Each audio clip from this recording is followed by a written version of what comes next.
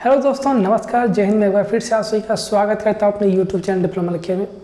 आज हम बात करने वाले हैं quantity serving and valuation QSP के बारे में, जो कि आप सभी का एक इम्पॉर्टेंट सब्जेक्ट हो जाता है, जो भी 6 सेमेस्टर के हैं जिनका एग्ज़ाम स्टार्ट होने वाला है। तो आप सभी के लिए ये एक बहुत ही इम्पॉर्टेंट सब्जेक्ट हो जाता है, जिससे क्वेश्चन आप सभी के आते हैं। यही नहीं, अगर बात करते हैं कॉम्पिटिटिव एग्जाम्स में, तो वहाँ भी आपको इस सब्जेक्ट से काफ़ी ज़्यादा क्वेश्चंस देखने को मिलते हैं और अच्छा खासा वेटेज रहता है सब्जेक्ट इसका। ठीक है, तो अगर आपके एग्ज़ाम्स की बात करें, जो आप सेमेस्टर एग्ज़ाम देने जा रहे हैं, इस एग्ज़ाम्स की बात करें तो कुछ चैप्टर्स हैं जिन चैप्टर से आप सभी के बहुत इंपॉर्टेंट क्वेश्चंस आते हैं, न्यूमेरिकल्स पूछे जाते हैं। इसमें देखिए, अगर पिछले साल की बात करें, जो आपके सभी का क्वेश्चन पेपर था, उसमें न्यूमेरिकल बेसिस क्वेश्चन आपका ज़्यादा था, थ्योरी बेस का क्वेश्चन कम था। ठीक है, तो उसको नहीं देखेंगे हम, उसके पहले के क्वेश्चंस को देखेंगे, उसको क्वेश्चंस को भी देखेंगे, मतलब सारे क्वेश्चंस को एनालाइज हमने किया। उसके बाद हमने एक निष्कर्ष निकाला, जिसके बारे में आज हम यहाँ आपको बताएंगे। और आज इस लेक्चर में, पर्टिकुलर इस लेक्चर में, हम आपको basically 4 chapters, first, second, third and fourth, आप सभी का जो सब बुक का 4 चैप्टर है, उसके बारे में हम टोटल डिस्कस करेंगे, बात करेंगे, सब बताएंगे आपके एग्जाम्स में क्या क्या चीज़ें आ सकती हैं, क्या क्या चीज़ें नहीं आ सकती हैं, और कैसे क्या चीज़ें होती हैं। क्वांटिटी सर्वेइंग क्या होता है, वैल्यूएशन कैसे करते हैं, कौन कौन से मेथड्स होते हैं, सारी चीज़ों के बारे में आज हम डिस्कस करेंगे। ठीक है, तो आई होप कि आपको समझ में आ गया होगा कि बेसिकली इस वीडियो में हम करने वाले क्या है। ठीक है, तो आपका टाइम नहीं मतलब बेकार करते हैं, शुरू करते हैं आज आप सभी को जो लेक्चर आप सभी का शुरू करते हैं। ठीक है, तो सबसे पहला जो चैप्टर आप सभी का आ जाता है इंट्रोडक्शन। ठीक है, इंट्रोडक्शन अगर बात करते हैं, यहाँ पे सब्जेक्ट तो आप सभी को पता है, यहाँ पे लिखने की कोई ज़रूरत नहीं है।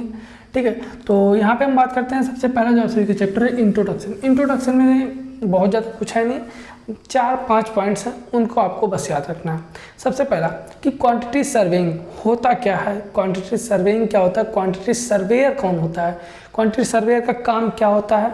ठीक है, इन सब के बारे में आज हम बात करने वाले हैं कि क्वांटिटी सर्वेइंग क्या होता है। सबसे पहले क्वांटिटी सर्वेइंग, क्वांटिटी मतलब मात्रा, सर्वेइंग मतलब सर्वेक्षण।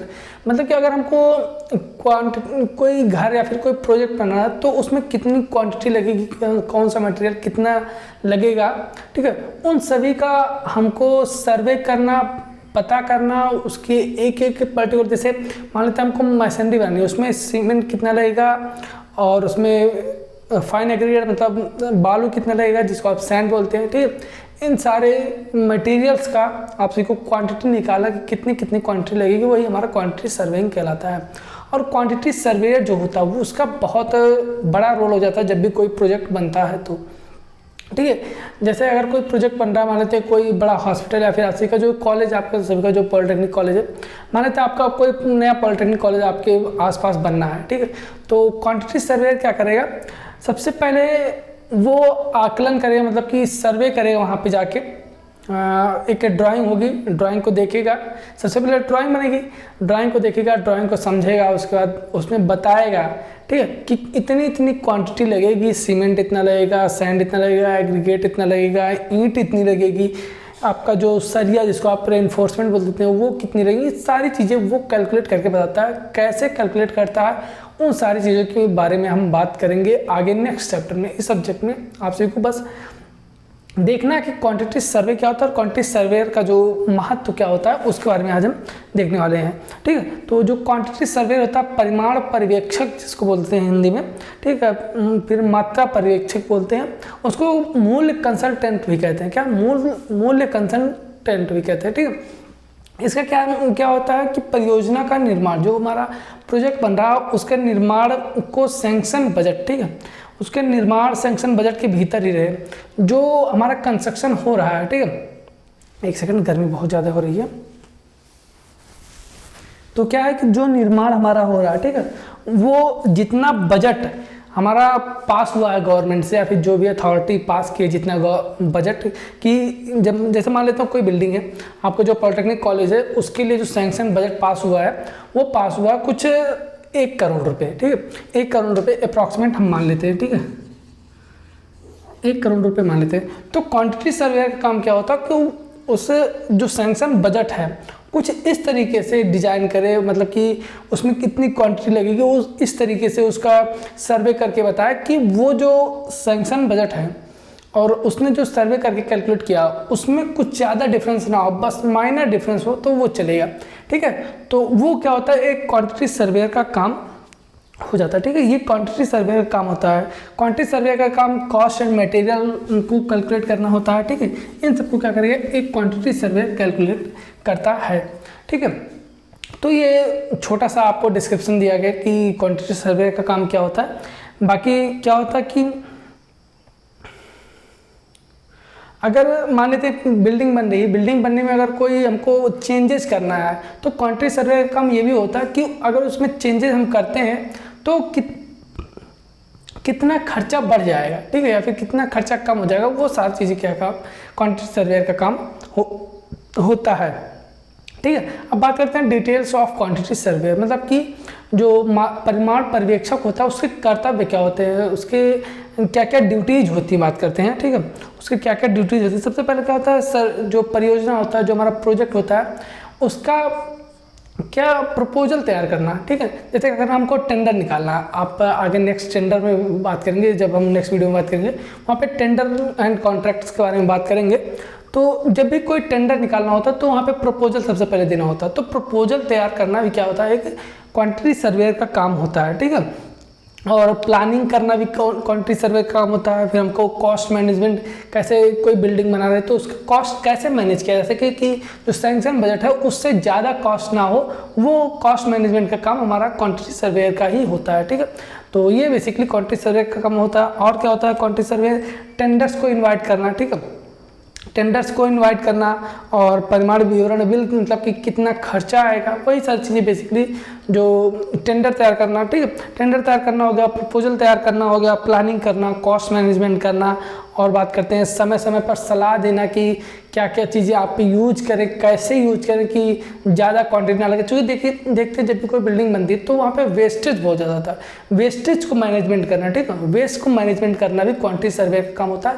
जैसे वेस्ट ज़्यादा होगा तो मटेरियल ज़्यादा लगेगा, जब मटेरियल ज़्यादा लगेगा तो क्या होगा कि वहाँ पे आपका कॉस्ट ज़्यादा आएगी, मटेरियल ज़्यादा रहेगा तो यार से बात है, मटेरियल ज़्यादा हमको मंगाना पड़ेगा, मटेरियल जब ज़्यादा मंगाना पड़ेगा तो कॉस्ट भी हमारी ज़्यादा आएगी। ठीक है, तो वहाँ पे क्या होता है कि फिर वहाँ पे कॉस्ट पड़ जाती है, तो उस कॉस्ट को मैनेज करना क्या होता है, क्वांटिटी सर्वे का काम होता है। ठीक है, क्लेम या फिर डिस्प्यूट को मैनेज करना। ठीक है, क्लेम कोई जैसे डिस्प्यूट होता है उसको मैनेज करना क्या होता है, एक क्वांटिटी सर्वे का काम हो जाता है। ठीक है, ये क्वांटिटी सर्वे का काम होता है। फिर बात करते हैं जब भी हम एस्टिमेशन करते हैं, ठीक है, क्या various types of estimating form हमारे पास होते हैं, कौन कौन से फॉर्म होते हैं। ठीक है, एस्टिमेटिंग फॉर्म, जब देखिए हम पढ़ क्या रहे हैं, quantity surveying and valuation. Quantity surveying मतलब क्या, हमको एस्टिमेट तैयार करना होता है। ठीक है, क्वांटिटी सर्वेइंग मतलब क्या, एस्टिमेट तैयार करना। तो वेरियस फॉर्म ऑफ एस्टिमेट की बात कर लेते हैं।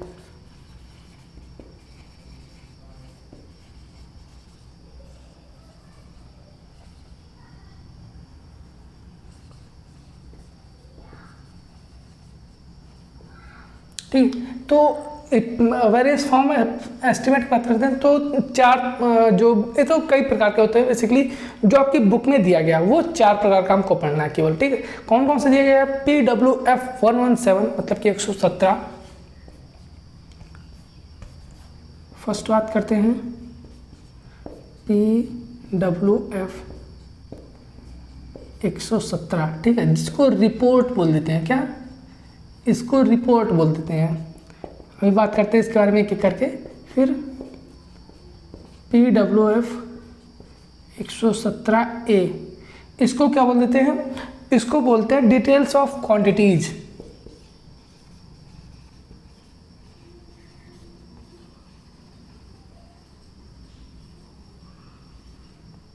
ठीक है, अगर थर्ड की बात करते हैं तो थर्ड क्या होता है, PWF 117B, इसको बोल देते हैं एब्स्ट्रैक्ट ऑफ कॉस्ट। ठीक है, एब्स्ट्रैक्ट ऑफ कॉस्ट। फिर अगर फोर्थ की बात करते हैं तो फोर्थ क्या होता है, अब तक आई होप समझ गए होंगे आप लोग कौन सा होगा, C। ठीक है। और इसको क्या बोलते हैं, इसको बोलते हैं मटेरियल ऑफ स्टेटमेंट। क्या, मटेरियल ऑफ स्टेटमेंट।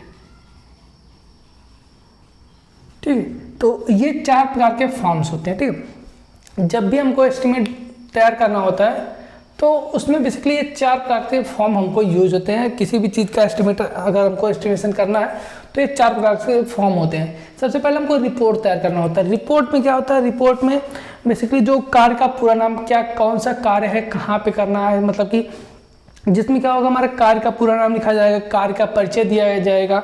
ठीक है, क्या कार्य है, कार्य का स्थल, मतलब कार्य के स्थल का नाम, कहाँ पे कार्य होगा, फिर भूवैज्ञानिक संरचना उसकी कैसी है, मतलब कि उसकी जियोलॉजिकल स्ट्रक्चर कैसी है, उसके बारे में अभी डिजाइन के बारे में, निर्माण एजेंसी कौन से मतलब कि निर्माण एजेंसी मतलब कि कौन सी एजेंसी है जो निर्माण करवाएगी उससे जो हमारा काम है। ठीक है, जैसे आपका जो कॉलेज बन रहा है वो कौन सी एजेंसी, या फिर जैसे मान लेते हैं कोई बड़ा प्रोजेक्ट है, L&T उसको बनवा रही है, तो L&T वो एजेंसी का नाम हो जाएगा जो उसको बनवाएगी, और कार्यस्थल का नाम जहाँ पे वो बनेगा। ठीक है, उसकी डिजाइनिंग क्या है, इस तरीके से उसमें क्या क्या दर, मतलब कि कितनी रेट्स है, उसमें कितनी लागत आएगी, भूमि की लागत क्या, सारी चीज़ें उसमें आपकी लिखी रहेगी, कितने समय में क्या होगी वो प्रोजेक्ट जो है वो कंप्लीट हो जाएगा। ये सारी चीज़ें किस में लिखा होता है, ये रिपोर्ट पे लिखा होता है। ठीक है, जब भी आप एस्टिमेशन तैयार करें सबसे पहला आपको रिपोर्ट सबसे पहले तैयार करना होता है। वो कुछ इस तरीके से आपको देखने को मिलेगा। ठीक है, ऐसे कई फॉर्म्स होंगे। मान लेते हैं यहाँ पे किसका हो गया, ये यहाँ पे हम लिख सकते हैं क्या, कार्य का नाम लिख सकते हैं। ठीक है, कार्य का नाम यहाँ पे लिख सकते हैं, एजेंसी का नाम। ठीक है, लिख सकते हैं कंस्ट्रक्शन एजेंसी।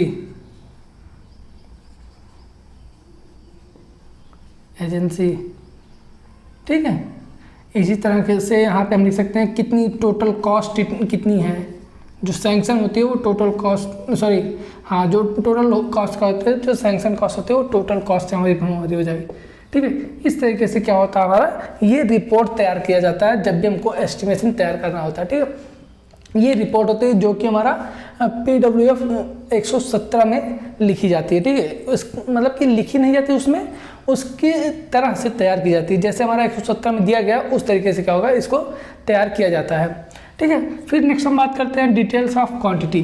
ठीक है, अब क्या होता है, ये एक टेबल होता है। ठीक है, ये सब IS कोड में आप सभी का दिया गया है। ठीक है,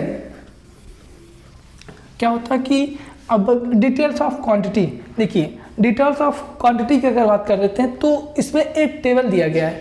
टेबल में आप सभी को कितनी क्वांटिटी लगेगी वो क्वांटिटी आपको कैलकुलेट करना होता है। ठीक है, जैसे क्या होगा, देखिए कौन कैसा टेबल लगेगी, ये कभी कभी आपके एग्जाम्स में बनाने के लिए भी आता है। ठीक है, तो यहाँ पे सीरियल नंबर हो जाएगा।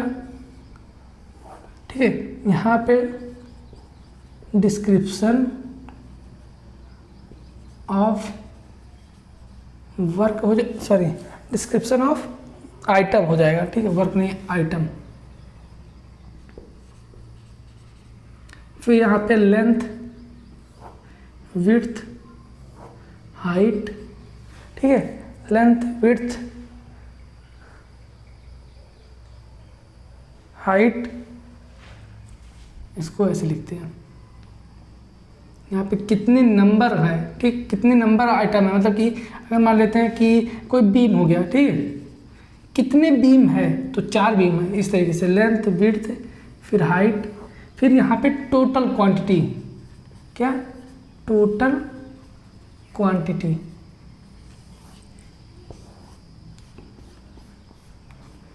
इसी को हम बोल देते हैं, इसी को बोल देते हैं हम डिटेल्स ऑफ क्वांटिटीज। ठीक है,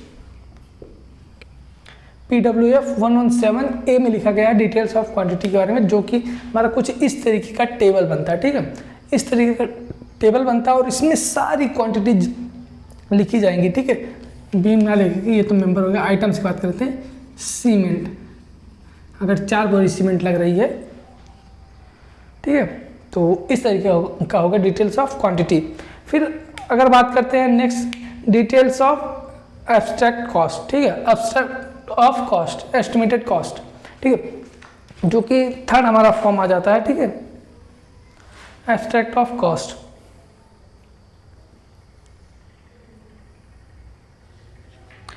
अब एब्स्ट्रैक्ट ऑफ कॉस्ट क्या होता है, देखिए एब्स्ट्रैक्ट ऑफ कॉस्ट मतलब कि कितनी क्वांटिटी टोटल लग रही है, क्वांटिटी, एक क्वांटिटी का हमारा रेट कितना है और टोटल को मल्टीप्लाई कर देंगे तो उस क्वांटिटी का हमारा टोटल रेट आ जाएगा, वही हमारा क्या होता है एब्स्ट्रैक्ट ऑफ कॉस्ट। मतलब कि अब इससे हमारा कॉस्ट तैयार होगा, पहले इसको आप तैयार करेंगे, इसको तैयार करने के बाद हमारा एब्स्ट्रैक्ट ऑफ कॉस्ट तैयार होगा। अगर ये आपका नहीं तैयार है तो आपका एब्स्ट्रैक्ट ऑफ कॉस्ट नहीं तैयार किया जा सकता है, ठीक है।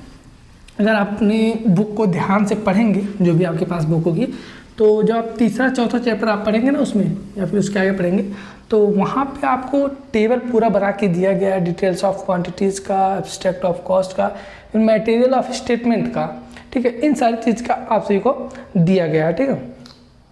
अब एब्स्ट्रैक्ट ऑफ कॉस्ट में कैसे टेबल होता है, ठीक है, उसमें भी कुछ इसी तरह से टेबल बना होता है। ये सीरियल नंबर हो गया, फिर ये डिस्क्रिप्शन हो गया, डिस्क्रिप्शन ऑफ आइटम हो गया, ठीक है। फिर यहाँ पे, ठीक है, उसमें क्या था, यहाँ पे नंबर था, कितने नंबर ऑफ आइटम यूज किए जा रहे हैं, और यहाँ पे क्या हो जाएगा क्वांटिटी, ठीक है, क्वांटिटी, या फिर यहाँ पे भी नंबर हम लिख सकते हैं, कितनी क्वांटिटी यूज हो रही है, कितनी क्वांटिटी, या फिर इसको नंबर आप लिख सकते हैं, ठीक है। अब देखिए यहाँ पे क्या होगा, नंबर हो गया, यहाँ पे रेट, ठीक है, कितना रेट है, रेट हो गया, ठीक है। एक मतलब कि मान लेते हैं सीमेंट है, सीमेंट लग रहा है, टोटल 4 नंबर हमारा सीमेंट लग रहा है, ठीक है। रेट क्या है, रेट हमारा 200 300 मान लेते हैं, ठीक है, 300 रुपये का हमारा सीमेंट की बोरी का रेट हमारे पास है, ठीक है। यहाँ पे हम लिखते हैं पर रेट, यहाँ पे अमाउंट, ठीक है, क्या होता है यहाँ पे अमाउंट होता है, उसके बाद यहाँ पे टोटल हो जाता है। कुछ इस तरीके से हमारा क्या होता है एब्स्ट्रैक्ट ऑफ एस्टिमेटेड कॉस्ट का टेबलर फॉर्म होता है, ठीक है, जिसमें हम क्या करते हैं सारी क्वांटिटीज़ को लिखते हैं, ठीक है। तो ये आपको समझ में आएगा, अगर आपके एग्जाम्स में आ जाता है तो इस तरीके से कोई जैसे क्या होगा आपको कोई एक रूम का क्या होगा आपको कुछ इस तरीके से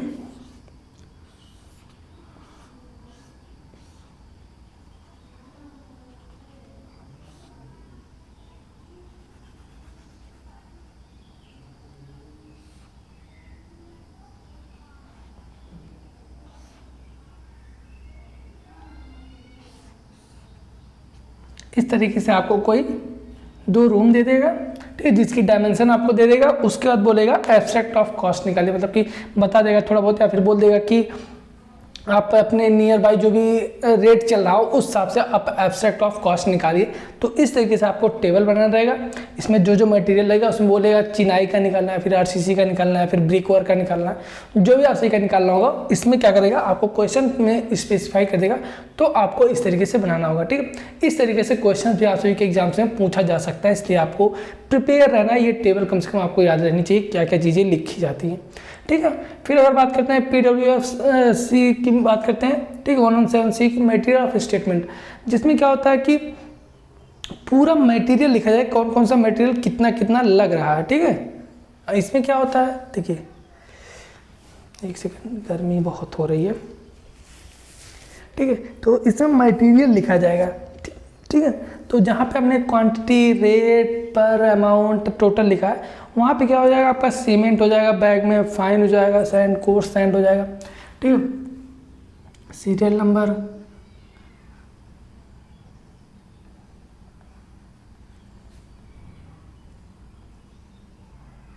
ठीक है, यहाँ पे क्या हो जाएगा सीमेंट हो जाएगा, कितना सीमेंट लग रहा है, ठीक है। फिर यहाँ पे हो जाएगा, मान लेते हैं आपका फाइन सैंड हो गया,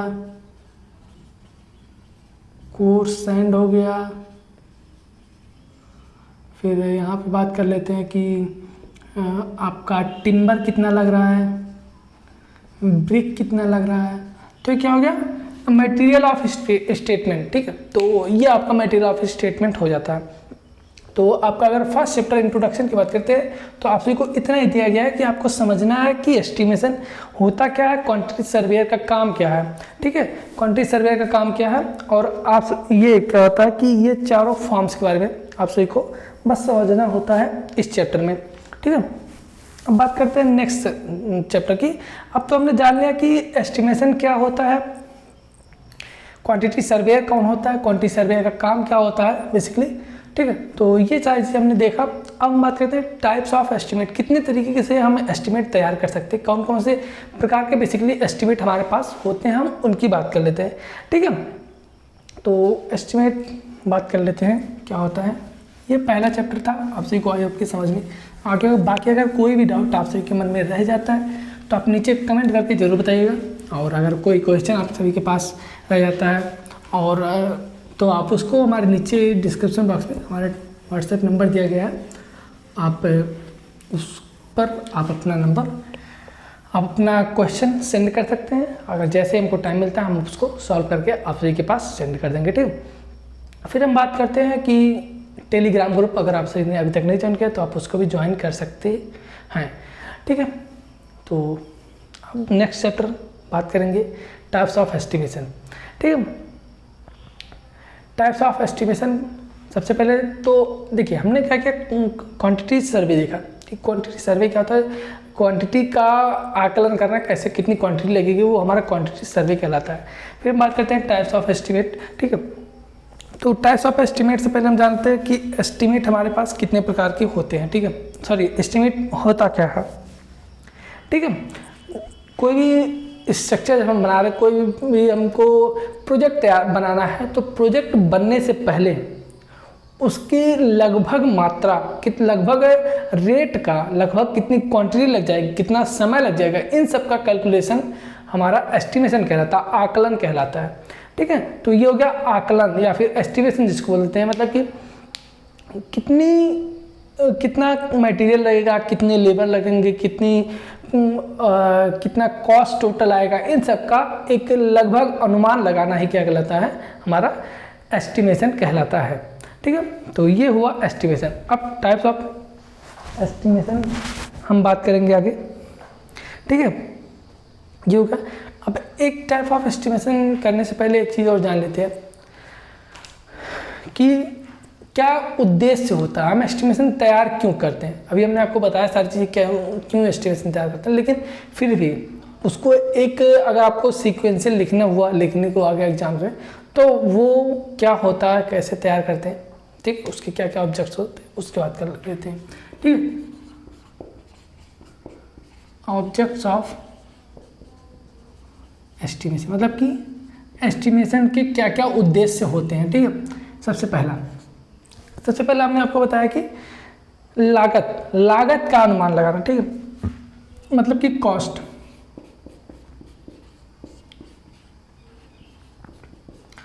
का अनुमान लगाना, ये हमारा क्या हो गया, एक एस्टिमेशन का ऑब्जेक्ट हो गया।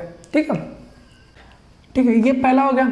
अगर सेकंड बात करते हैं, सबसे पहले तो पहला हो गया कॉस्ट, कितनी कॉस्ट लग रही है उसको अनुमान लगाना हमारा क्या करता है, एक पहला ऑब्जेक्टिव हो गया इसका एस्टिमेशन का। दूसरा क्या कर सकते हैं हम, सामग्री कितना लग रहा है। ठीक है, मतलब मटेरियल, लेबर, टाइम, इन सब का भी क्या करते हैं हम कैलकुलेशन करते हैं जब हम एस्टिमेशन तैयार करते हैं, तो ये सब भी हमें पता चल जाता है। ये हमारा ऑब्जेक्टिव होता है कि हमको पता चल जाए कितनी मटेरियल लगेंगे, कितने उसमें लेबर लगेंगे, कितना टाइम लगेगा उस प्रोजेक्ट को कंप्लीट होने में, वो हमारा क्या होता है, ऑब्जेक्ट ऑफ एस्टिमेशन कहलाता है। फिर अगर थर्ड की बात करते हैं, धन की व्यवस्था हम कर पाएंगे कि नहीं। ठीक है, थर्ड धन की व्यवस्था।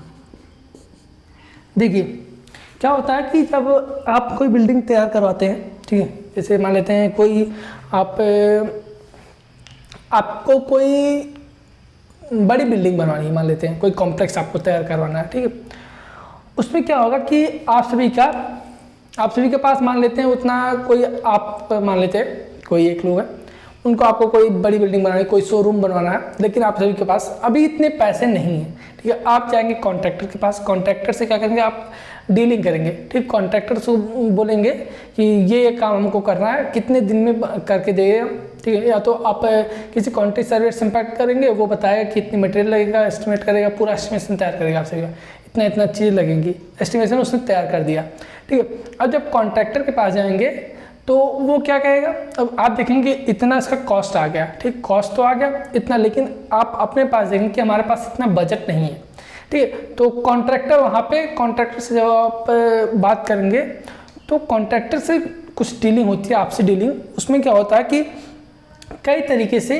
आप कॉन्ट्रैक्टर को कॉन्ट्रैक्ट देते हैं, ठीक है।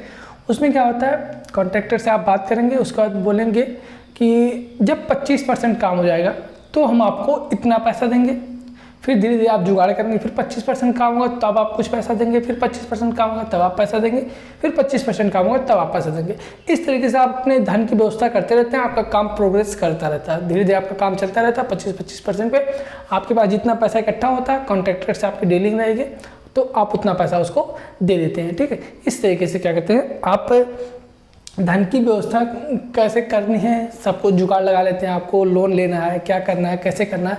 जब एस्टिमेशन आपके पास तैयार रहेगा तभी तो आप धन की व्यवस्था करेंगे। अगर आपको पता ही नहीं कि कितना धन लग जाए, कितना उसमें कॉस्ट आ जाएगा, तो आप कैसे व्यवस्था करेंगे कि जैसे मानते हैं अगर आपके पास धन की व्यवस्था नहीं है और 10 लाख का आपको कोई घर बनाना है, आपका जो घर बनाना है वो 10 लाख का है, ठीक है। आपके पास एस्टिमेशन नहीं है तो आपको कैसे पता चलेगा कि आपको 10 लाख की व्यवस्था करनी है, ठीक है। आपके पास 7 लाख है लेकिन घर आपका 10 लाख लग गया बनाने में, तो आप पैसा 3 लाख कहाँ से लाएंगे। तो वो अगर आपके पास एस्टिमेशन पहले से रहेगा तो आप धन की व्यवस्था कर लेंगे कि हाँ हमको अप्रॉक्सिमेट इतना लगेगा खर्चा, कुछ पैसे इधर उधर हो सकते थोड़ा बहुत, ठीक है। तो वो आप मैनेज कर लेंगे, थोड़ा बहुत अगर होगा 40-50 हज़ार होगा तो उतने आप मैनेज कर सकते हैं, ठीक है। कोई भी होगा वो कर लेगा, ठीक है। तो ये हो गया धन की व्यवस्था। फिर स्पेसिफिकेशन देनी होती हैं, ठीक है। स्पेसिफिकेशंस के लिए क्या करते हैं, हम एस्टिमेशन तैयार करते हैं, ठीक है। अब कार के वही प्रोग्रेस ऑफ वर्क, अभी हमने बात की 25% कैसे कैसे काम होगा, ठीक है। प्लिंथ लेवल का काम पहले, सबसे पहले कौन सा काम होगा, इन सारी चीज़ों का काम कराने के लिए क्या करते हैं, हम एस्टिमेशन करते हैं, एस्टिमेशन तैयार करते हैं, ठीक है। लिख देते हैं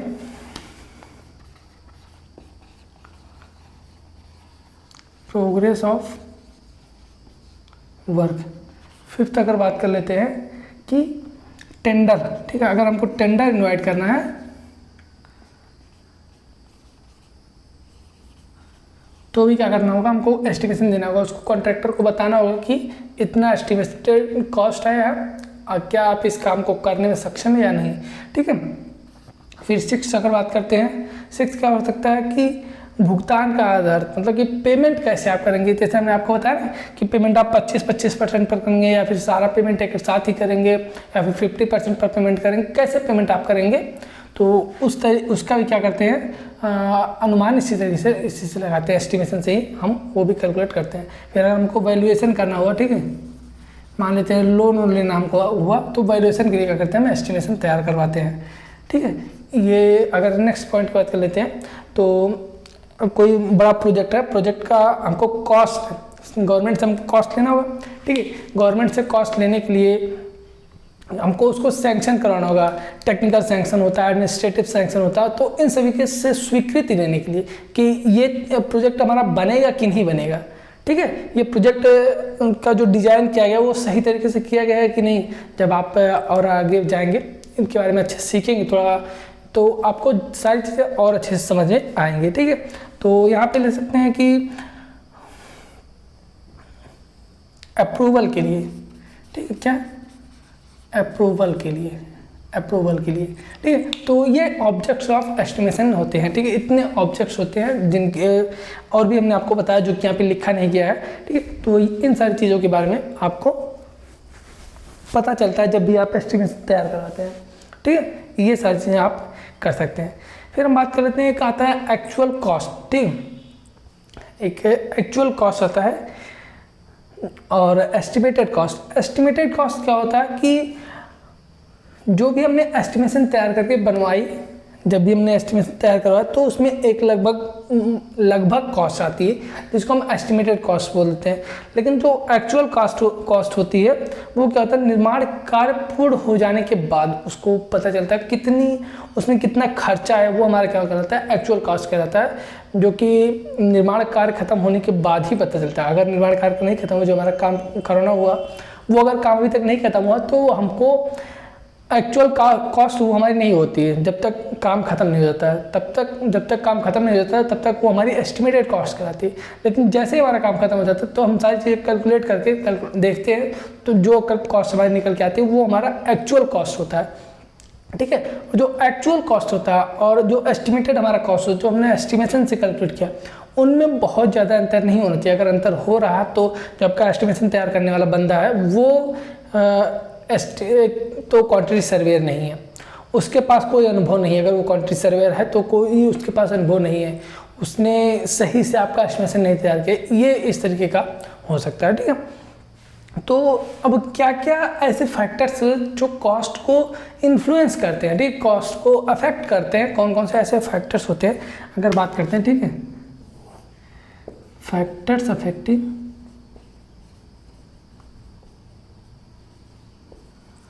कॉस्ट ऑफ प्रोजेक्ट।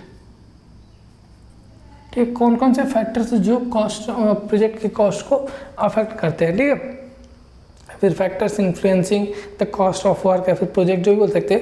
एक तो मटेरियल, ठीक है, सबसे पहला जो मटेरियल हमारा होता है यही क्या करता है, फैक्टर्स को अफेक्ट करता है। मटेरियल अगर हमारा वेस्टेज हो रहा तो जाहिर सी बात है वो कॉस्ट उसकी बढ़ जाएगी। ठीक है, प्रोजेक्ट की कॉस्ट हमारी बढ़ जाती है। फिर सेकंड क्या हो सकता है, एक तो मटेरियल हो गया, सेकंड हमारा क्या हो सकता है, सेकंड हमारा कार्टेज हो सकता है कि कार्टेज क्या होता है, ढुलाई का कार्य।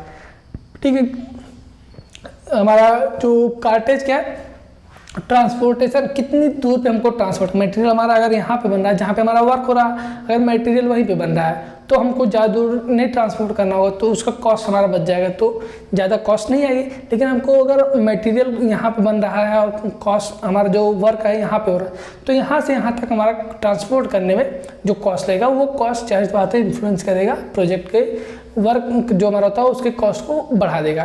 तो वो भी हो सकता है कि कार्टेज, ढुलाई जिसको बोलते हैं। ठीक है, फिर टूल्स एंड प्लांट्स। ठीक है, टूल्स एंड प्लांट्स। अब टूल्स एंड प्लांट्स का क्या मतलब कि कौन कौन से टूल्स रख रहे हैं। जैसे आपको अगर स्लैब ढलवाना है तो स्लैब ढलवाने के लिए हमारा जो मिक्सर मशीन लगता है, ठीक है, उन सबको ले आने का खर्चा और अलग अलग कई तरह के टूल्स लगते हैं, तो इन सब का हमारा अलग से खर्चा लगता है जो कि हमारे प्रोजेक्ट के कॉस्ट को इन्फ्लुएंस करता है, बढ़ा देता है कॉस्ट को। ठीक है, लेबर भी क्या करता है, हमारे कॉस्ट को इन्फ्लुएंस करते हैं। ठीक है, फिर अगर फिफ्थ नंबर की बात करते हैं, लेबर के बाद हमारा क्या होता है, ओवरहेड एक्सपेंसेस।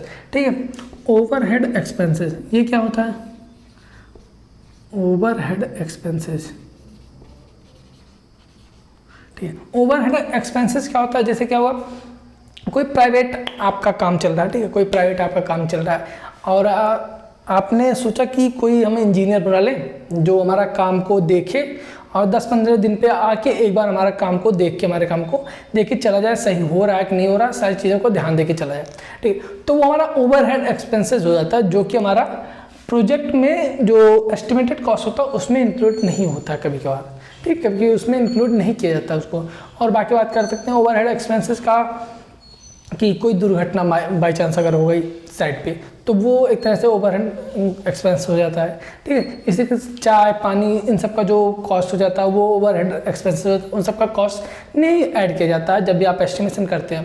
ठीक है, तो ये सारी चीज़ें हो गई। फिर मैनेजमेंट का कॉस्ट भी इसमें आ जाता है। मैनेजमेंट की साइट इंजीनियर हो गया, आपका जूनियर इंजीनियर होगा, कौन कौन सी चीज़ें हो गई, ये सारी चीज़ें आपका इन्फ्लुएंस करती हैं। ठीक है, मैनेजमेंट।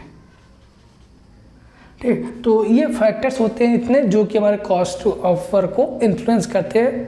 ठीक है, तो आई होप कि इन सारी चीज़ों के बारे में आपको समझ में आ गया होगा। ठीक है, तो ये हो गया।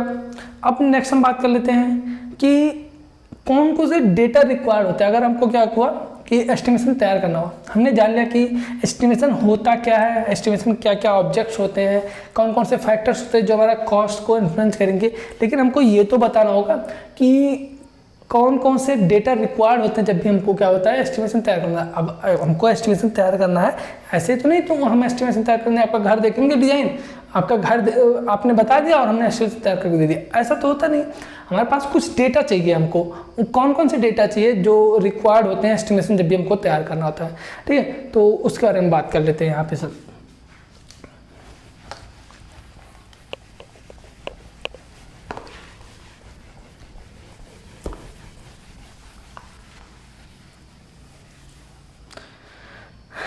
Data required for making an estimate. Data required.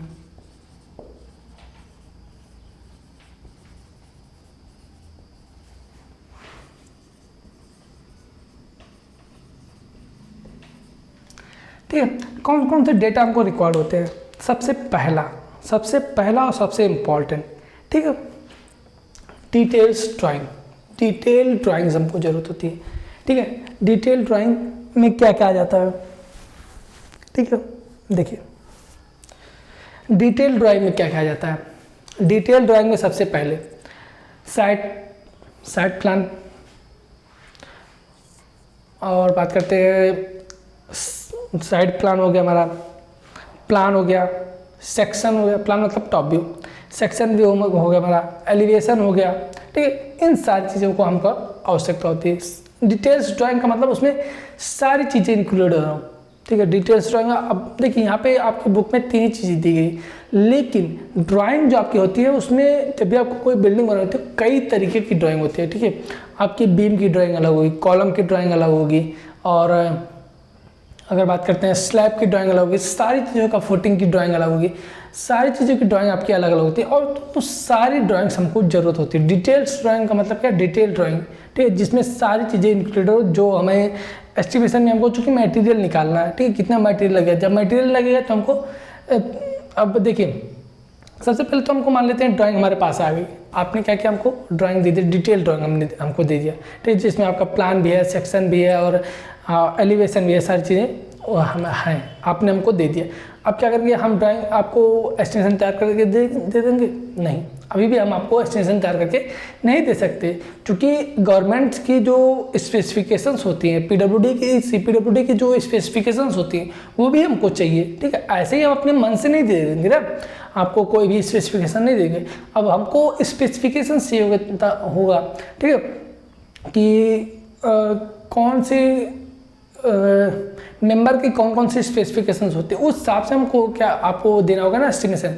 तो ये हो गया दूसरी चीज़, हमको स्पेसिफिकेशन चाहिए होगा, फिर हमको रेट चाहिए होगा, ठीक है। रेट कौन सा रेट चल रहा है, आप रेट भी कई तरीके का होता है, मार्केट रेट होता है, स्टार रेट होता है, और शेड्यूल ऑफ रेट होता है, ठीक है, कई तरह का रेट होता है। तो ये 3 चीज़ें हमको बेसिकली मेन चीज़ें जो होती है हमको रिक्वायर्ड होती है। सबसे पहली चीज़ें अगर बात करते हैं, ये आप सभी के एग्जाम से पूछा जा चुका है, इसलिए ये आप अच्छे से पढ़ेंगे, ठीक है। सबसे पहले हमको क्या जरूरत होगी, detail drawing, detail drawing.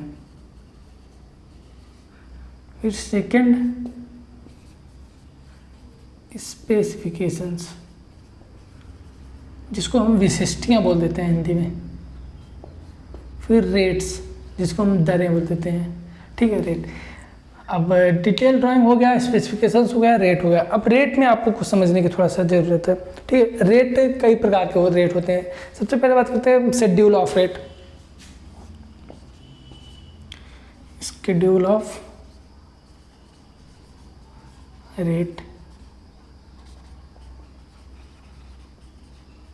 Market rate, ठीक है, schedule of rate, market rate, star rate,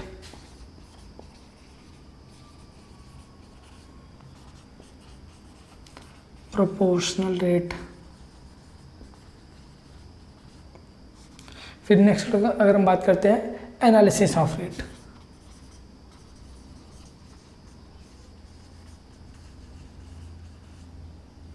ठीक है। देखिए schedule of rate market rate, star rate और proportional rate, analysis of rate, ये 5 प्रकार की रेट आपके पास होती है। ठीक है, तो अब बात करते हैं schedule of rate. Schedule of rate क्या होता है? ये स्केड्यूल ऑफ रेट ये एक ऐसा रेट होता है जिसको क्या कहता है CPWD या फिर राज्य की PWD जो भी होती हैं वो निर्धारित करती है। ये एक बुक होती है स्केड्यूल ऑफ रेट की, SOR। ठीक है, SOR की बुक एक आती है,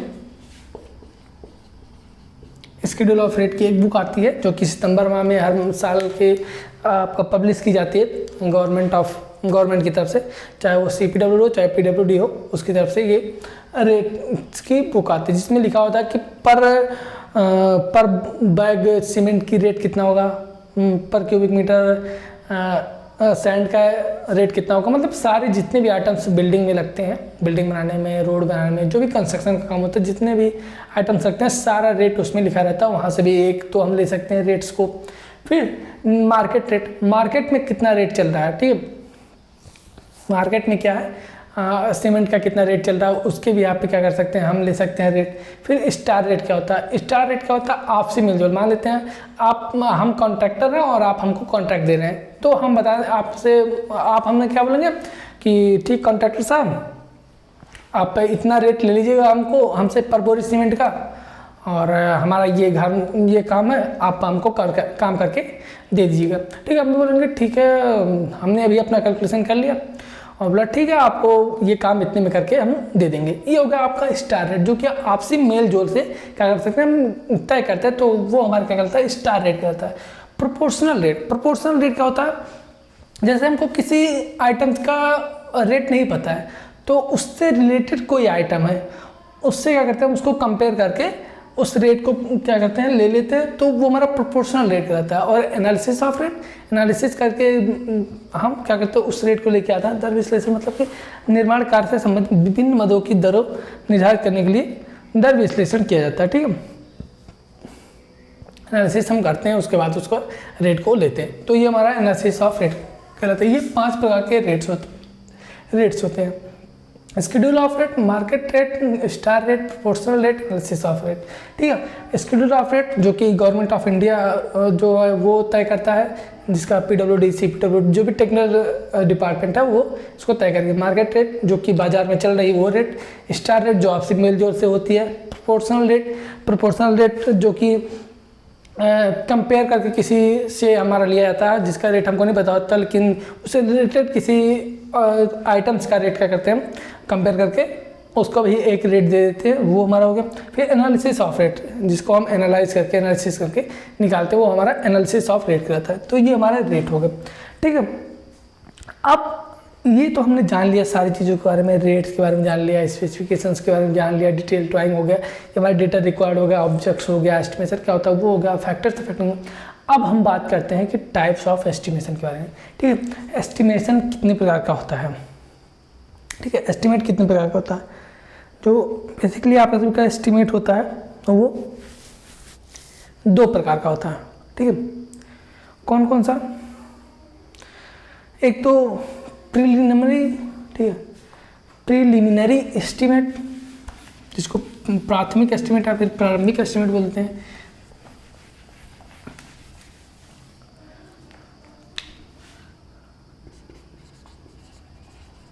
टाइप्स ऑफ एस्टिमेट, एक प्रीलिमिनरी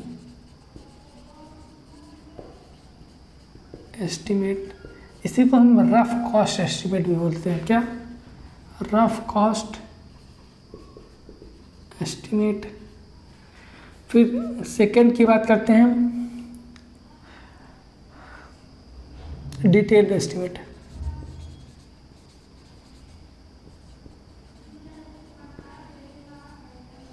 क्या? एक रफ कॉस्ट एस्टिमेट और दूसरा डिटेल्ड एस्टिमेट, जिसको आइटम कॉस्ट एस्टिमेट बोल देते हैं। क्या? Item cost estimate. ये हमारे पास मेनली जो होता है, मेनली 2 प्रकार का हमारे पास एस्टिमेशन मतलब एस्टिमेट होता है। अब बात करते हैं प्रीलिमिनरी या फिर rough cost estimate. Rough cost estimate से क्या होता है, हमको रफली पता चलता है कि आपकी जो रेट आएगी जैसे क्या होता है, आपके बगल में कोई घर बना हुआ, ठीक है, ये कोई घर ऑलरेडी बना हुआ और यहाँ पे आपको, ये आपकी ज़मीन है जहाँ पे आपको घर बनाना है।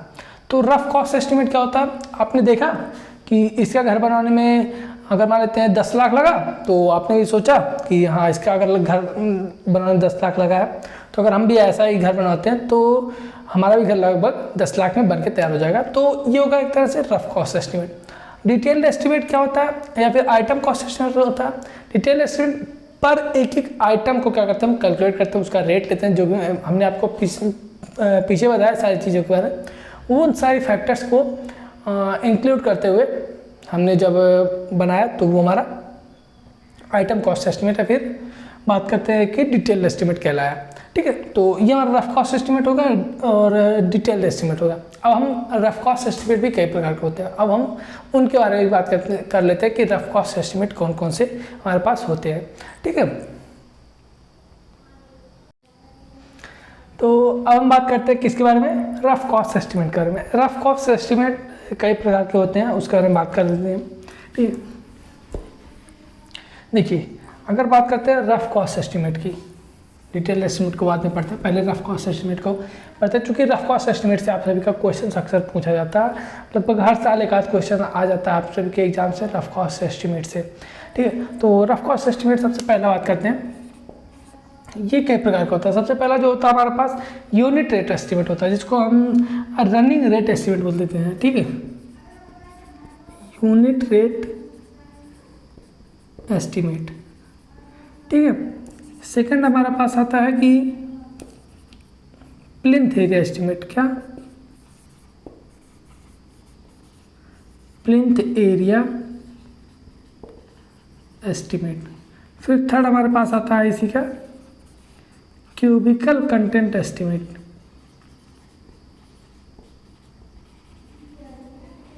फिर हमारे पास फोर्थ आता है अप्रॉक्सीमेट रेट एस्टिमेट, क्या, approximate quantity method, approximate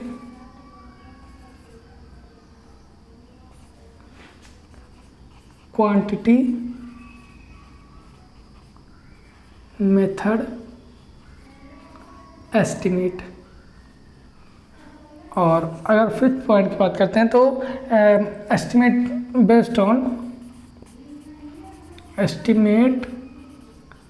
based on material and labour. ये हमारे पास 5 प्रकार के एस्टिमेट होते हैं जो कि रफ कॉस्ट एस्टिमेट कहलाते हैं, ठीक है। हमने आपको पहले ही बताया कि रफ कॉस्ट एस्टिमेट मतलब रफली क्या कर रहे हैं, हम उसको कैलकुलेट कर रहे हैं कि अगर एक बिल्डिंग यहाँ पे बना हुआ है 10 लाख लगा हुआ, तो उसके बगल में अगर हम भी सेम ऐसा ही बिल्डिंग बनाते हैं तो हमारा 10 लाख लगेगा, ठीक है। इस तरीके से क्या करते हैं, हम एस्टिमेशन तैयार करते हैं। अगर मान लेते तो वो हमारा रफ कॉस्ट एस्टिमेट करता है। अब रफ कॉस्ट एस्टिमेट भी कई तरीके से हम कैलकुलेट करते हैं। एक तो हम कैलकुलेट करते हैं unit rate estimate. Unit rate estimate में क्या करते हैं, पर सीट या फिर पर बेड या फिर अगर बात करते हैं पर स्टूडेंट, जैसे क्या करते हैं कोई अगर हमको हॉस्टल बनाना हो, ठीक है। देखिए इसमें क्या होता है कि एक एक करके बात करते हैं। सबसे पहले चलिए बात करते हैं unit rate estimate. Unit rate estimate में क्या करते हैं हम, अगर बात करते हैं बिल्डिंग के लिए, ठीक है, तो बिल्डिंग के लिए क्या करते हैं हम प्रति कमरा या फिर बोल सकते हैं पर रूम बना सकते हैं हम। जैसे क्या सकते हैं हम एस्टिमेट बता सकते हैं कि अगर एक रूम बना हुआ है बगल में हमारे, इसका जो रेट आया है वो आया कुछ, एक रूम बनाने का रेट मान लेते हैं हम, हमारे पास 50,000 आया है, ठीक है। हमने एक रूम बनवाया, उस रूम का जो खर्च आया हमारे पास वो 50,000 आया। तो मान लेते हैं कि हमारा सेकेंड रूम जो हम बनवाएंगे उसका भी खर्च हमारे पास 50,000 रुपये आएगा। हमको ऐसे 4 रूम बनवाने हैं तो टोटल खर्चा हमारा 2 लाख का आ जाए। 2 लाख में हमारे 4 रूम बन जाएंगे। इस तरीके से हम इसको कैलकुलेट कर सकते हैं। या तो हम कैलकुलेट कैसे कर सकते हैं, कैलकुलेट ऐसे कर सकते हैं कि पर पर्सन, ठीक है, पर पर्सन अगर एक पर्सन के रहने का खर्चा हमारा 10,000 है तो 10 लोग हम रहेंगे तो 1 लाख में खर्चा हो जाएगा, ठीक है, 1 लाख खर्चा हो जाएगा। इस तरीके से हम कैलकुलेट कर सकते हैं। फिर हमको अगर बात करते हैं कि पर हेड, ठीक, वही पर पर्सन पर हेड की बात कर लेते हैं, सेम वही चीज़ें हो जाती है। पर हेड इतना खर्चा आ रहा है, तो अगर 5 लोग रह रहे हैं तो 5 लोग का रहने का खर्चा इतना आ जाएगा, ठीक है। जैसे पर हेड की बात करते हैं तो अगर आप वाटर सप्लाई इंजीनियरिंग जब पढ़े होंगे, या फिर जिसको बोलते हैं कि WWE मतलब WWWE बात करते हैं, उसमें आपने पढ़ा होगा पर हेड कैपिटा, ठीक है। पर कैपिटा पर पर्सन इतना डिमांड, जिसको पर हेड डिमांड बोल सकते हैं, ठीक है। तो वो हमारा सेम उसी तरह से यहाँ पे एस्टिमेशन कर सकते हैं। फिर हम अगर बात करते हैं कि रोड या फिर रेल के लिए कि पर किलोमीटर मतलब कि रोड बनाने में अगर खर्चा 10 लाख का आ रहा है, तो जितने किलोमीटर का बनाना उसको हम 10 लाख से मल्टीप्लाई कर देंगे, उतने किलोमीटर का रोड हमारा बन के तैयार हो जाएगा। सेम इस तरह से बात करते हैं अगर हमको ब्रिज बनाना है, प्रति मीटर स्पैन की बात करते हैं, ठीक है। प्रति मीटर स्पैन, अगर 1 मीटर स्पैन बनाने में ब्रिज हमको बनाना ना, चूँकि ब्रिज बनाना है, कलवर्ट बनाना है, तो प्रति मीटर अगर बनाने में इतना खर्चा आ रहा है, तो हमको 10 मीटर का बनाना है तो कितना खर्चा आएगा, उस तरीके से हम कैलकुलेट कर सकते हैं। तो सेम इस तरह से यूनिट रेट एस्टिमेट होता है। अगर हमको कोई हॉस्टल बनाना है, पर स्टूडेंट हम बनवा सकते हैं। हमको कोई फैक्ट्री बनानी है, पर बे के हिसाब से बनवाते हैं। फैक्ट्री जो होता है वो पर बे के हिसाब से, बे, ठीक है, बे के हिसाब से बनता है। फिर सिनेमा हमको बनाना तो पर सीट के हिसाब से बनता है। सेम इसी तरह से अगर हमको स्कूल्स के लिए बनाना तो क्लासरूम के हिसाब से इस तरीके से हम बनवा सकते हैं, ठीक है। तो ये हमारा यूनिट रेट एस्टिमेट कराता है कि ठीक है, अगर हमको हॉस्पिटल बनाना होता है तो पर बेड, ठीक है, या फिर हाँ पर बेड के हिसाब से क्या कर सकते हैं, हॉस्पिटल्स बनवाते हैं, ठीक है। तो इस तरीके से क्या करते हैं, यूनिट रेट एस्टिमेट ये हमारा होता है। अगर एक जैसे कॉन्ट्रैक्टर होगा उसको वो बताएगा कि पर रूम इतना, एक रूम इतने का बन जाएगा, तो हम बोलेंगे कि हमको 10 रूम बनाने हैं, तो बताएगा कैलकुलेट करके कि आपका इतना खर्चा आएगा। वो हमारा क्या करता है, यूनिट रेट एस्टिमेट कराता है, ठीक है। नेक्स्ट हम बात करते हैं किसकी, प्लिंथ एरिया मेथड की, ठीक है। प्लिंथ एरिया एस्टिमेट या फिर प्लिंथ एरिया मेथड कर देते हैं। इसमें क्या करते हैं, प्लिंथ एरिया, आई होप आपको पता होगा प्लिंथ एरिया क्या होता है, ठीक है। आपने सेमेस्टर में इस सेमेस्टर पूरा आपका खत्म होने वाला, तो आपको इतना तो आपको पता होगा कि प्लिंथ एरिया क्या होता है, प्लिंथ एरिया, ठीक है। तो क्या करते हैं हम, प्लिंथ एरिया कैलकुलेट करते हैं, ठीक है। प्लिंथ एरिया जितना आएगा उसको कॉस्ट से मल्टीप्लाई कर देंगे, तो वो हमारा खर्चा निकल के आ जाएगा। जैसे मान लेते हैं ये हमारा कोई रूम है, ठीक है, ये एक रूम है जिसकी डायमेंशन हमारे पास दी गई है, ये 5 मीटर 5 फुट या फिर 5 फुट मान लेते हैं, और ये मान लेते हैं 4 फीट, ठीक है। हमारे पास 5 फुट 4 फीट का, ये 5 फुट नहीं 5 मीटर मान लेते हैं, ठीक है, और ये 4 मीटर मान लेते हैं। ये हमारे पास कोई रूम है, और ये जो इसकी थिकनेस है ये 30 सेंटीमीटर की हमारे पास दीवार है।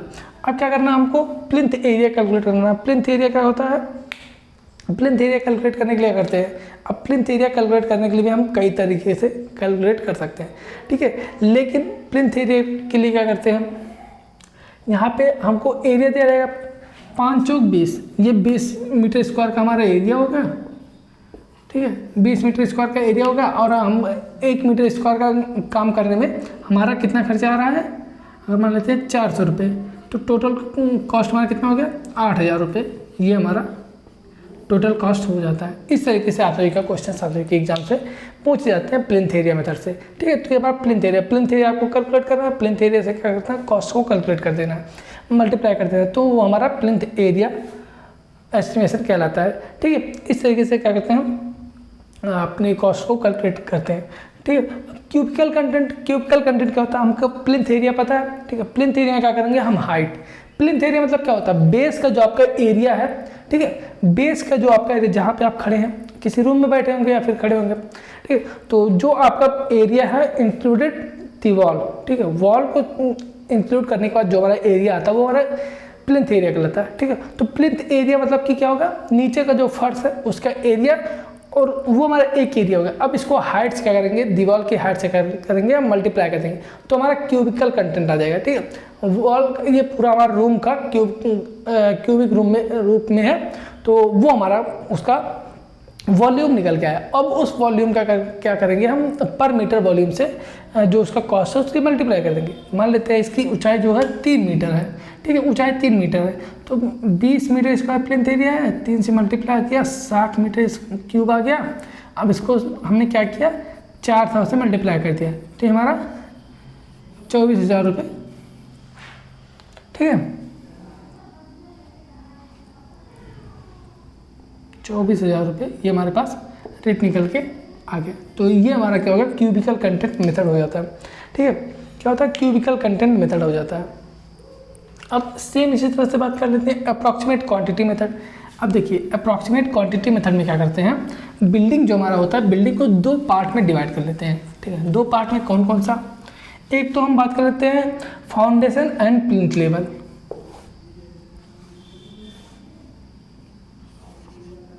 एक तो हम फाउंडेशन एंड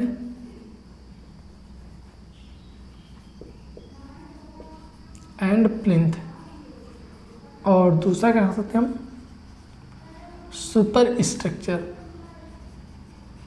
अब अलग अलग क्वांटिटी दोनों की निकाल लेते हैं, और फाउंडेशन की अलग क्वांटिटी निकाल लेंगे, फाउंडेशन में ब्रेक कितनी लगी उसकी क्वांटिटी निकालें, सारी चीज़ निकाल के क्या करेंगे हम, कॉस्ट से मल्टीप्लाई कर देंगे। फिर से इसी तरह से सुपर स्ट्रक्चर में कौन कौन से मटेरियल लगे हैं उनकी कॉस्ट निकाल के मल्टीप्लाई कर देंगे, उसके बाद दोनों को ऐड कर देंगे, जो हमारा आएगा समेशन वो हमारा निकल के आता है अप्रॉक्सीमेट क्वांटिटी मेथड एस्टिमेट, ये कहलाता है, ठीक है। टोटल कॉस्ट निकल के हमारे पास आ जाता है, ठीक है। तो आपका जो इंपॉर्टेंट है वो ये तीनों है, जहाँ से आपके क्वेश्चन आते हैं, जिसमें कुछ नहीं करना, यूनिट रेट में यूनिट पर यूनिट से मल्टीप्लाई कर देना है। अब प्लिंथ एरिया से प्लिंथ एरिया, जो प्लिंथ एरिया हमारा निकल के आएगा, जैसे हमारा केस में 20 मीटर स्क्वायर निकल के आया, उसको रेट से मल्टीप्लाई किया हमने, 8,000 रुपये हमारा खर्चा आया, ठीक है। इसी तरह से हमारा क्या होता है, क्यूबिकल कंटेंट होता है, उसकी हाइट से भी मल्टीप्लाई कर देते हैं, हाइट से मल्टीप्लाई करने के बाद जो उसका वॉल्यूम आता है, वॉल्यूम से क्या करेंगे हम, मल्टीप्लाई कर देंगे रेट को, रेट जो हमारा टोटल निकल के आता है वो हमारा क्या कहलाता है, क्यूबिक कंटेंट रेट कहलाता है, ठीक।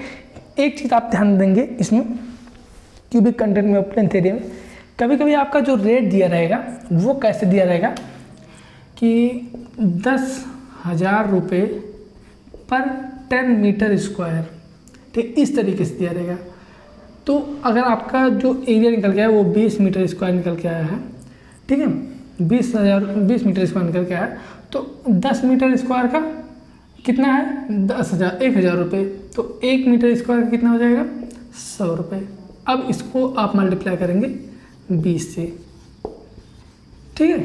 तो इस तरीके से कभी कभी रेट लिखा हुआ आ जाता है, सेम इसी तरह से क्यूबिकल कंटेंट में कुछ इस तरीके से कभी कभी रेट लिखा हुआ आ जाता है, तो ये आप ध्यान देंगे जब भी आप कैलकुलेशन करेंगे, ठीक है।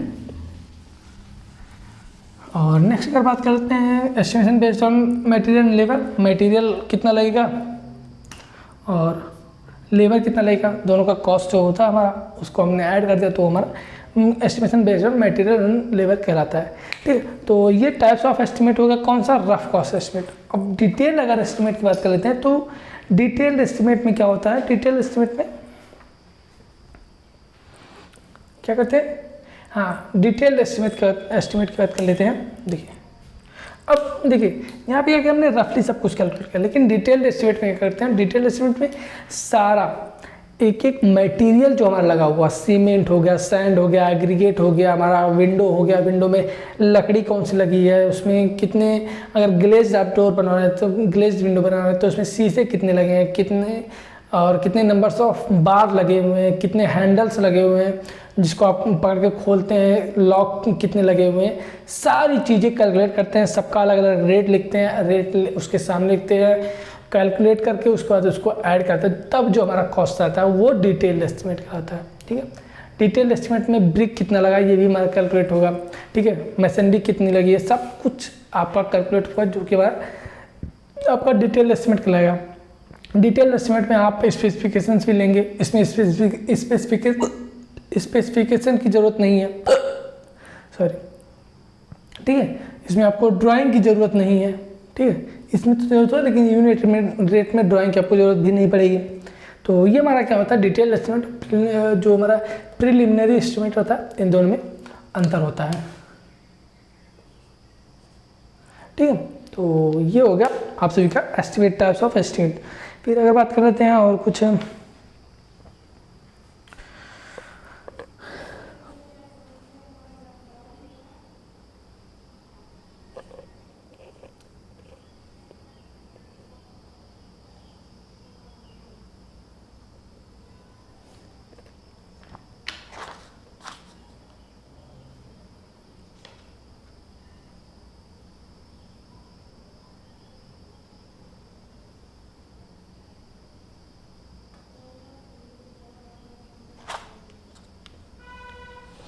कुछ चीज़ों की बात कर लेते हैं, ठीक है, कुछ छोटे छोटे डेफिनेशंस की बात कर लेते हैं।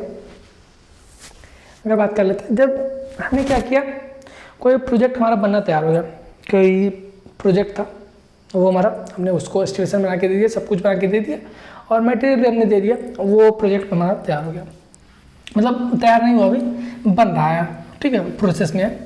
तो अब उसमें हमारा हमको कोई चीज़ और ऐड करवाना है, ठीक है। मान लेते हैं हमने कोई विंडो हमने ड्राइंग में नहीं दी है, लेकिन हमको उस जगह पे कोई दीवार है, हमको उस जगह पे विंडो चाहिए, वो हमारा क्या कराएगा, सप्लीमेंट्री एस्टिमेट कराएगा। उसका जो विंडो का एस्टिमेशन है उसको जो हम कैलकुलेट करेंगे वो हमारा सप्लीमेंट्री एस्टिमेट करता है। सप्लीमेंट्री एस्टिमेट मतलब वो कोई सप्लीमेंट्स देना, सप्लीमेंट्स मतलब कि एक्स्ट्रा, जैसे कहते हैं ना, आपको अगर कॉपी चाहिए होता है जब आप एग्जाम देते हैं, कहते हैं सर सप्लीमेंट्स मतलब क्या, एक एक्स्ट्रा कॉपी हमको चाहिए, ठीक है, मतलब कुछ हमको एक्स्ट्रा चीज़ें जो ड्राइंग हमारे नहीं उसको ऐड करवाना, तो उसके लिए हम सप्लीमेंट्री एस्टिमेट बनाते हैं, ठीक है, तो हमारा सप्लीमेंट्री एस्टिमेट होता है। अब एक शब्द वर्ड आता है रिवाइज एस्टिमेट, ठीक है, ये क्या होगा हमारा, सप्लीमेंट्री एस्टिमेट। दूसरा हमारा होगा रिवाइज्ड एस्टिमेट, ठीक है। सप्लीमेंट्री एस्टिमेट आपको आगे समझ में आएगा कि सप्लीमेंट्स हमको ऐड करना, कोई चीज़ जो हमारी ड्राइंग में नहीं है तो हमारा सप्लीमेंट्री एस्टिमेट उसके लिए जो बनाएंगे हम सप्लीमेंट्री एस्टिमेट कर रहे हैं। फिर हमको रिवाइज एस्टिमेट क्या होता है, जैसे क्या होगा, अभी कुछ दिन पहले क्या हुआ था, लॉकडाउन लगा हुआ था, ठीक है, कोरोना आया था, कोरोना के टाइम में क्या हुआ था, लॉकडाउन लगा हुआ था, तो कोरोना से पहले कोई बिल्डिंग बन रही थी, ठीक है, क्यों, कोरोना से पहले कोई बिल्डिंग बन रही थी, लेकिन कोरोना के टाइम में बिल्डिंग बनना बंद हो गई, ठीक है। अब कोरोना का लॉकडाउन खुला 1 साल बाद, ठीक है, कोरोना का जो लॉकडाउन खुला वो 1 साल बाद खुला, तो 1 साल में क्या होगा, जो सीमेंट का रेट है, ईंट का रेट है और काफ़ी मटेरियल्स का जो रेट है वो बढ़ गया, ठीक है।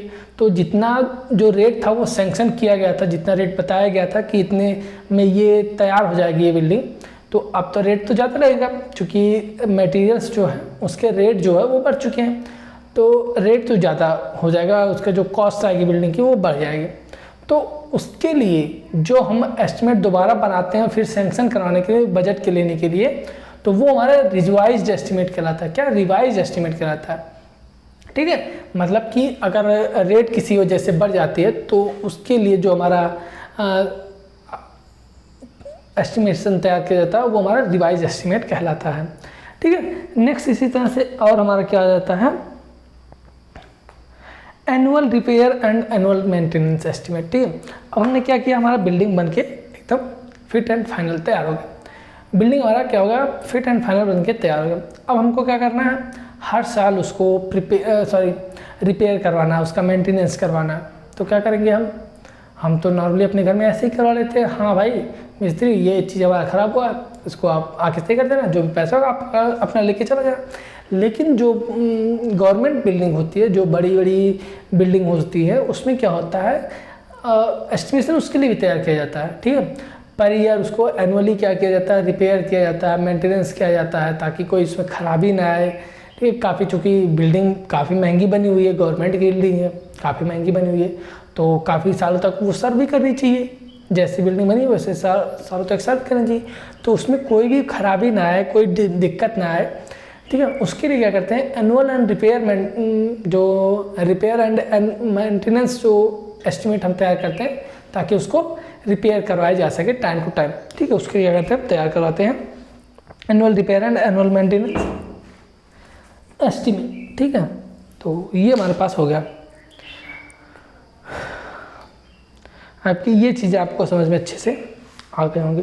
ये हो गया सेकंड चैप्टर। सेकंड चैप्टर में आपको करना क्या, ठीक है, एक plinth area method, cubic content method और यूनिट रेट मेथड, इसके बारे में थोड़ा सा 2-2 लाइन का न्यूमेरिकल 3-3 लाइन का आता है, वो देख लेना है, ठीक है। कोई बिल्डिंग रहेगा उसका देख लेना है, आपकी जो एग्जाम्स में आएगा, ठीक है। फिर अगर हम बात करते हैं कि आपको ऑब्जेक्ट्स देख लेने हैं कि ऑब्जेक्ट्स ऑफ एस्टिमेशन क्या होते हैं, कौन कौन से डेटा रिक्वायर्ड होते हैं जब भी आप एस्टिमेशन तैयार करते हैं। ये 4-5 चीज़ें जो है आपको देखनी है इस चैप्टर से। बाकी और कुछ नहीं पढ़ेंगे इस चैप्टर से तो भी चल जाएगा, ठीक है, क्योंकि इससे ज़्यादा आता ही नहीं इस चैप्टर से क्वेश्चन, ठीक है। अब बात करते हैं हम नेक्स्ट चैप्टर के बारे में। नेक्स्ट चैप्टर हमारा आ जाता है मेजरमेंट, ठीक है। मेजरमेंट में क्या होता है, मेजरमेंट मतलब मापन में हम क्या करेंगे, कोई भी हमारे पास आइटम है उसको किस यूनिट में हम मेजरमेंट करेंगे, किस यूनिट में मेजरमेंट करेंगे। जैसे हमारा क्या होगा, जैसे हमने पढ़ा है ना यूनिट ऑफ मेजरमेंट्स 11-12 में हमने पढ़ा है, वहाँ पे हमने क्या पढ़ा था कि एसआई यूनिट्स, ठीक है। तो हमारी 7 होती हैं। कौन कौन सी यूनिट्स होती है हमारे पास, सबसे पहले मास, जिसको हम केजी मेजर करते हैं, ठीक है, मास हो गया। हमारा टाइम हो गया, सेकेंड्स में मेजर करते हैं। लेंथ हो गया, मीटर में मेजर करते हैं, ठीक है। और टेम्परेचर हो गया, केल्विन, ठीक है। पदार्थ की मात्रा को मोल मेजर करते हैं, ठीक है। ऐसे ही हमारा ज्योति तीव्रता हमारा हो गया, कैंडलम मेजरमेंट करते हैं, ठीक है। इस तरीके से हमारा 7 मेजरमेंट यूनिट से। लेकिन अगर हमको ईंट, ठीक है,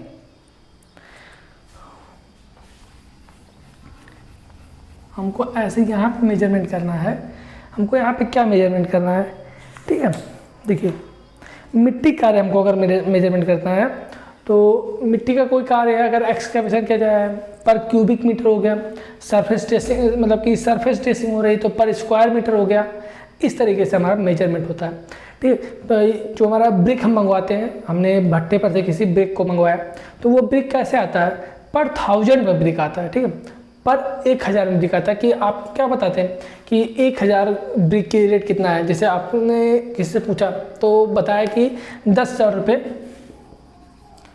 10,000 रुपये क्या कर रहा है, ब्रिक का रेट चल रहा है। आपने किसी से पूछा कि भाई साहब ईंट का रेट कितना चल रहा है इस टाइम, तो उसने आपको बताया 10,000 रुपये। तो 10,000 रुपये क्या, कितने ब्रिक, एक ब्रिक का ईंट 10,000, नहीं भाई, इतना रुपये अगर हो जाएगा तो भाई ब्रिक कौन खरीदेगा।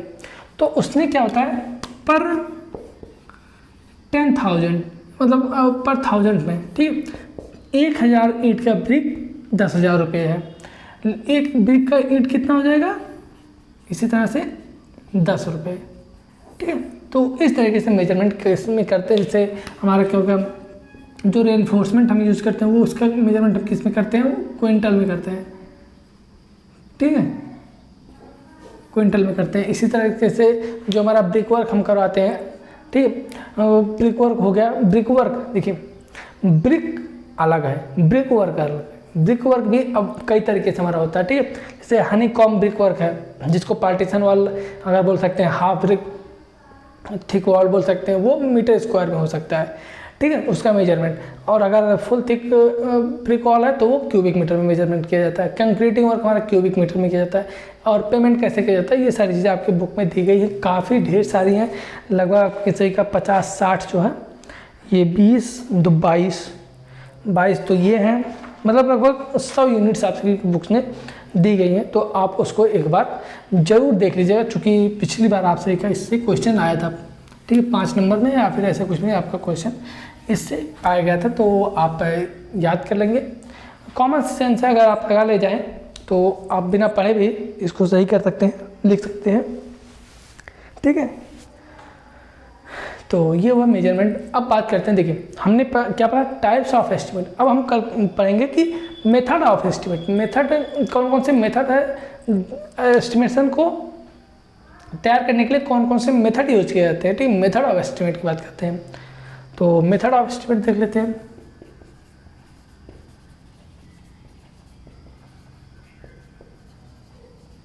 यहाँ से भी आप सभी क्वेश्चंस फिक्स हैं, आने ही आने होते हैं, इसलिए आप इन दोनों को भी अच्छे से पढ़ के जाएंगे, ठीक है। मेथड ऑफ एस्टिमेट 2 तरीके का होता है। कौन कौन सा, अब ध्यान दीजिएगा।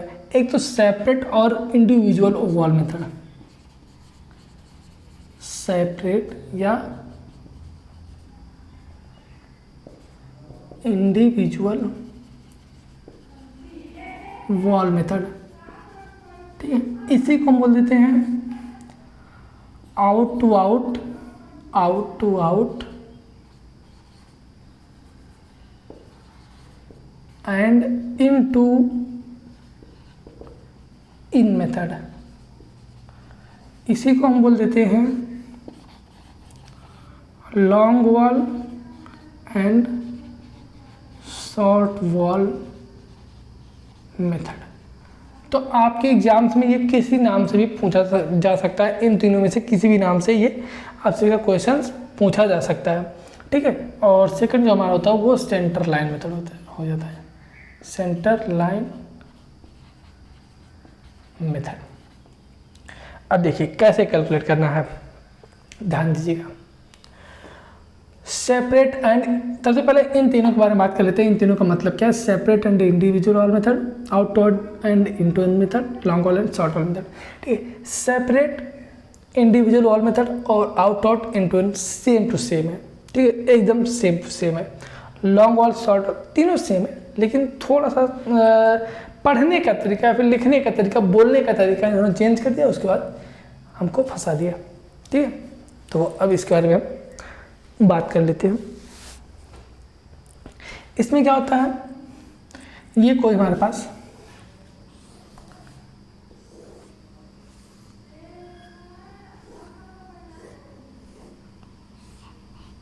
या फिर हम थोड़ा छोटा बना लेते हैं। इतना बड़ा बनाने से क्या मतलब है, थोड़ा सा छोटा ही बनाते हैं।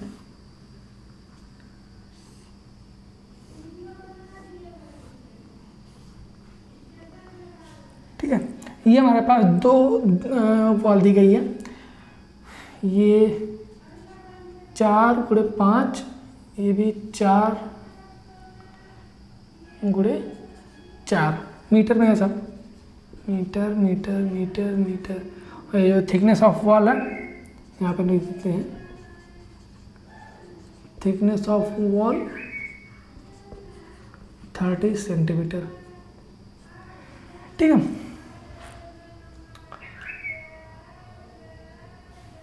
इसको ऐसे नहीं करते थे, इसको हम केवल एक वॉल के लिए आपको समझाते हैं, तो आपको ज़्यादा समझ में आएगा बेटर। ठीक है, चूँकि अभी कंफ्यूज आप हो जाएंगे तो कोई मतलब नहीं कंफ्यूज करने का। ठीक है, इसलिए आप एक ही समझेंगे तो ज़्यादा बेटर रहेगा। ठीक है, अब क्या किया, इसमें हमको क्या करना, सेपरेट या फिर इंडिविजुअल वॉल मेथड। ठीक है, या फिर आउटवर्ड एंड इनटू। अब देखिए इसमें हमको क्या करना है, प्लिंथ एरिया कैलकुलेट करना है। एरिया कैसे कैलकुलेट करेंगे, एरिया कैलकुलेट करेंगे इसकी length into width, length into width multiply करेंगे तो हमारा एरिया कैलकुलेट हो के आ जाएगा। अब इसी लेंथ को इन्होंने क्या किया, लेंथ और विड्थ को क्या किया, सेपरेट सेपरेट करके कर लिया। सेपरेट सेपरेट कैसे कर दिया, इसको ऐसे कर दिया, इसको अलग सेपरेट कर लिया, इसको अलग अलग कैलकुलेट कर लिया। फिर ठीक है, इन्होंने इसी को आउट एंड इनटू इन कह दिया, मतलब कि ये हमारी एक दीवार थी, ये दीवार थी। ठीक है, दीवार को बाहर से बाहर इसको कैलकुलेट कर लिया, इस दीवार को इस बाहर से लेकर इस बाहर तक, और इस दीवार को अंदर से अंदर तक कैलकुलेट किया, इसको इसलिए इनटू इन बोल दिया। फिर लॉन्ग वॉल शॉर्ट वॉल, इसी को उन्होंने लॉन्ग वॉल कह दिया, इसको शॉर्ट वॉल कह दिया, तो long wall short wall method होगा। अब टोटल हमको क्या करना है, केवल एरिया कैलकुलेट करना है।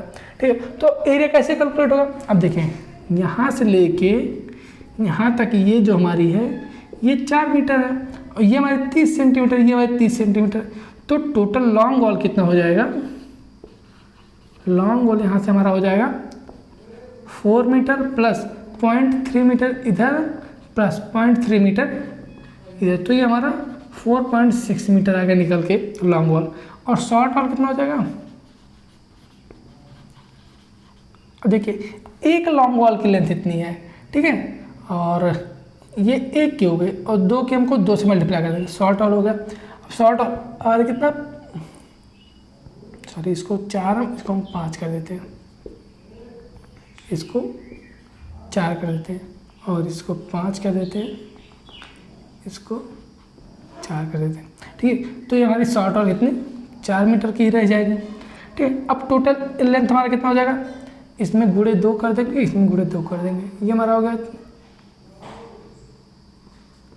11.2 हो गया, और ये हमारा 8 मीटर हो गया। अब एरिया कितना हो जाएगा 11.2 इंटू 8 जो भी है कैलकुलेट करने के बाद आएगा, आप इसको लिख लीजिएगा। ये हमारा long wall short wall method हो गया। अब हमको क्या करना है, इसी को सेंटर लाइन मेथड से कैलकुलेट करना है। सेंटर लाइन मेथड से हम कैसे कैलकुलेट करेंगे, ध्यान दीजिएगा। अब इसी को हम क्या करना है, सेंटर लाइन मेथड से कैलकुलेट करना है। देखिए अब क्या करेंगे, हम इसको सेंटर से एक ऐसे लाइन खींच के ऐसे बना लेंगे, ठीक है। ये हमारा सेंटर लाइन बन गया, किसका, इस पूरे दीवार का, इस रूम का आपका सेंटर लाइन बन गया। अब हम सेंटर लाइन की लेंथ कैलकुलेट करेंगे, ठीक है, या सेंटर लाइन की लेंथ कैलकुलेट करेंगे। सेंटर लाइन की लेंथ कितनी है, अब देखिए 5 मीटर तो यहाँ से यहाँ तक है, और ये हमारा क्या है 30 सेंटीमीटर। ये कितना है, ये 30 सेंटीमीटर है, तो ये आधा कितना हो जाएगा 15 सेंटीमीटर, ठीक है। अब इसको हम हटाते हैं और इसको एक सेकंड देख लेते हैं कितना आता है, 89.6, ठीक है। अब हम लॉन्ग वॉल शॉर्ट वॉल से कैलकुलेट करते हैं, सॉरी सेंटर लाइन मेथड से कैलकुलेट करते हैं। तो सेंटर लाइन मेथड कितना, centre line total centre line कितना हो जाएगा, centre line total centre line कितना हो जाएगा। अब देखिए 5 मीटर प्लस ये 5 हो गया, प्लस 0.15 प्लस 0.15, ये हमारी इसकी लेंथ आ गई, ठीक है। सेंटर लाइन की सेम लेंथ इधर भी होगी, गुणे 2 प्लस, अब 4 मीटर प्लस 0.15 प्लस 0.15, 4 गुणे 0.15 प्लस 0.15 और मल्टीप्लाई बाई 2, चूँकि ये और ये, ठीक। अब हम इसको कैलकुलेट कर लेते हैं। तो ये हमारा टोटल लेंथ कितना आ जाएगा,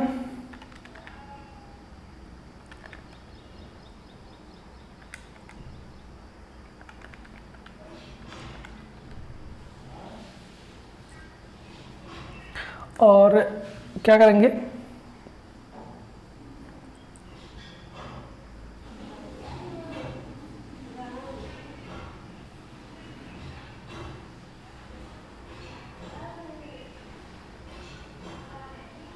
हमको एरिया कैलकुलेट करना है, सॉरी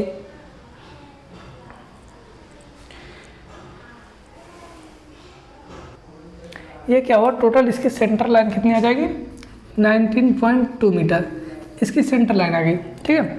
19.2 सेंटीमीटर इसकी सेंटर लाइन आ गई। अब मान लेते हैं इसके फुटिंग का, जो इसका फुटिंग है उसका हमको ब्रिक वर्क कैलकुलेट करना है, और ब्रिक वर्क का जो लेंथ एंड विड्थ है वो कितना कैलकुलेट करना है। देखिए हमको क्या करना है कि एक गड्ढा बनाना, क्या करना, ऐसे एक गड्ढा बनाना चारों तरफ। जब भी हम बिल्डिंग बनाएंगे, बिल्डिंग बनाने से पहले फाउंडेशन बनाएंगे, फाउंडेशन बनाने के क्या करेंगे, हम चारों तरफ गड्ढा बनाएंगे, ठीक है। गड्ढा बनाने के बाद क्या करेंगे, उस गड्ढा कितना बना रहे हैं हम, 90 सेंटीमीटर गहरा, 90 सेंटीमीटर चौड़ा, ठीक है। क्या 90 सेंटीमीटर गहरा, 90 सेंटीमीटर चौड़ा, और ये हमने सेंटर लाइन कैलकुलेट कर लिया। सेंटर लाइन कैलकुलेट करने के बाद क्या करेंगे हम, इसमें लेंथ एंड विड्थ जो कि हाइट, सॉरी लेंथ, टोटल कितनी लंबाई हमको गड्ढा खोदना है और कितना गहरा गड्ढा खोदना है, इसमें मल्टीप्लाई कर देंगे तो कितना क्वांटिटी हमको मिट्टी खोदनी है वो हमको कैलकुलेट होकर हमारी निकल के आ जाएगी। तो इस तरीके से क्या करते हैं, सेंटर लाइन कैलकुलेट करेंगे। सेंटर लाइन कैलकुलेट करने के बाद क्या करेंगे, अब इसमें जो भी हमको क्वांटिटी कैलकुलेट करनी है वो हम कैलकुलेट कर सकते हैं। ब्रिक वर्क हो गया या फिर अर्थ वर्क हो गया, मोर्टार हो गया, ठीक है। इस तरीके से हम कैलकुलेट कर सकते हैं।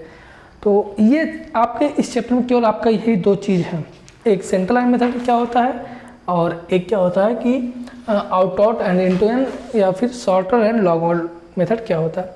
इस चैप्टर से आप सभी का न्यूमेरिकल भी आ सकता है। न्यूमेरिकल कैसे आएगा, न्यूमेरिकल बड़ा भी आ सकता है, इसमें छोटा भी आ सकता है, ठीक है। बड़ा न्यूमेरिकल आएगा तो कैसा आएगा, आप सभी को एक छोटी सी ड्राइंग बना के देगा। कैसे, मान लेते हैं एक ऐसी ड्राइंग बना के दे देगा और इसी में क्या करेगा, यहाँ नीचे या फिर साइड में कहीं भी वो बना के दे सकता है। क्या करेगा, ऐसे ये क्या करेगा, ऐसा कुछ ये फुटिंग बना के दे देगा, ठीक है। अब बोलेगा इसमें अर्थवर्क कैलकुलेट कीजिए। ये हमारा 90 सेंटीमीटर हो गया, ये टोटल 90 सेंटीमीटर हो गया, ठीक है। और टोटल जो लेंथ है वो लेंथ देगा, कुछ बोलेगा अर्थवर्क कैलकुलेट कीजिए, ब्रिक वर्क कैलकुलेट कीजिए, कितना ब्रिक लग रहा है, यहाँ पे कंक्रीटिंग कर देगा 30 सेंटीमीटर तक, बोलेगा कंक्रीटिंग कैलकुलेट कीजिए। ठीक, तो इस तरीके से आपका थोड़ा बड़ा क्वेश्चन दे सकता है। अगर छोटा क्वेश्चन देना होगा तो केवल एक पर्टिकुलर चीज़ पूछेगा, वो कुछ भी हो सकता है, और तो आप कैलकुलेट करके उसको दे सकते हैं। ठीक है, इस तरीके से क्वेश्चन आ सकता है। ठीक है, आपको ये समझ में आया होगा कैसे। और इस चैप्टर से क्वेश्चन क्या आता है, अक्सर क्वेश्चन पूछा जाता है कि इन दोनों मेथड्स में क्या अंतर है। ठीक है, इन दोनों मेथड में क्या अंतर है। ठीक है, अब देखिए long wall short wall method में क्या होता है कि इसमें अगर 2 रूम है तो उसमें कुछ डिडक्शन बहुत ज़्यादा नहीं करना होता, लेकिन सेंट्रल लाइन मेथड में आपको डिडक्शन बहुत करना होता है। ठीक है, डिडक्शन के बारे में अब हम इसको आप बुक से पढ़ सकते हैं, या फिर आप अगर आपने नोट्स बनाए होंगे वहाँ से पढ़ सकते हैं। ठीक, अगर अभी ज़्यादा लेके जाएंगे इसको तो काफ़ी टाइम लग जाएगा इसमें। ठीक है, तो इसलिए बहुत ज़्यादा इसको खींचते नहीं है, यहीं पे इस चैप्टर को एंड करता है, क्योंकि इस चैप्टर में बहुत ज़्यादा कुछ है नहीं। इन दोनों में अंतर है, लॉन्ग वॉल शॉर्ट वॉल और सेंट्रल लाइन में, और इन दोनों मेथड को कैसे यूज करते हैं, वो हमने आपको बता दिया। ठीक है, अब वहाँ पे देखिए हमने उस रूम का एरिया केवल कैलकुलेट किया था जब हम लॉन्ग वॉल शॉर्ट वॉल की बात कर रहे थे, लेकिन लॉन्ग वॉल शॉर्ट वॉल जो होता है, लॉन्ग वॉल शॉर्ट वॉल से अब देखिए जब भी हम लॉन्ग वॉल कैलकुलेट करेंगे, अब हमको ब्रिक वॉल कैलकुलेट करना है, मान लेते हैं इसी का हमको क्या करना है, ये एक्सकावेशन कैलकुलेट करना है। तो जब भी हम लॉन्ग वॉल कैलकुलेट करेंगे, लॉन्ग वॉल में क्या करेंगे, ये अगर 15 सेंटीमीटर बार बार बढ़ रहा है, ये जो हमारा स्टेप है 15 सेंटीमीटर का इंक्रीज क्या हो रहा है, तो लॉन्ग वॉल में क्या करेंगे, इसको ऐड करेंगे दोनों तरफ। ठीक है, 15 सेंटीमीटर, और वही चीज़ शॉर्ट वॉल में हम माइनस करेंगे। ठीक, लॉन्ग वॉल कैसे कैलकुलेट करेंगे, जब भी हमको लॉन्ग वॉल कैलकुलेट करना होगा तो long wall length of long wall plus half the width plus half the width. ठीक है, ये लॉन्ग वॉल में ऐड करते हैं। शॉर्ट वॉल में क्या करेंगे, minus the half width and minus the half width. इस तरीके से हम शॉर्ट वॉल को कैलकुलेट करते हैं। ठीक, कभी अगर टाइम मिला तो इसको आपको अच्छे से बताया जाएगा। ठीक है, अच्छे से कैलकुलेट करके इसको बताएंगे कैसे होता है। बाकी अभी आप इतना समझ लीजिए, बाकी न्यूमेरिकल को आप बुक से अपने रिवाइज जरूर कीजिएगा। ठीक है, तो ये हुआ आपका ये मेथड्स ऑफ एस्टिमेट, किस तरीके कौन से मेथड्स होते हैं एस्टिमेशन के, वो ये हो गया। अब ये चैप्टर यहीं पे 3 चैप्टर आपके यहाँ पे समाप्त होता है। अब हम पढ़ते हैं नेक्स्ट 4 चैप्टर को, चूँकि हमने आपको बोला कि इस लेक्चर में हम 4 चैप्टर को बेसिकली कवर करने वाले हैं। ठीक है, तो अब 4th चैप्टर देख लेते हैं। 4th चैप्टर क्या है,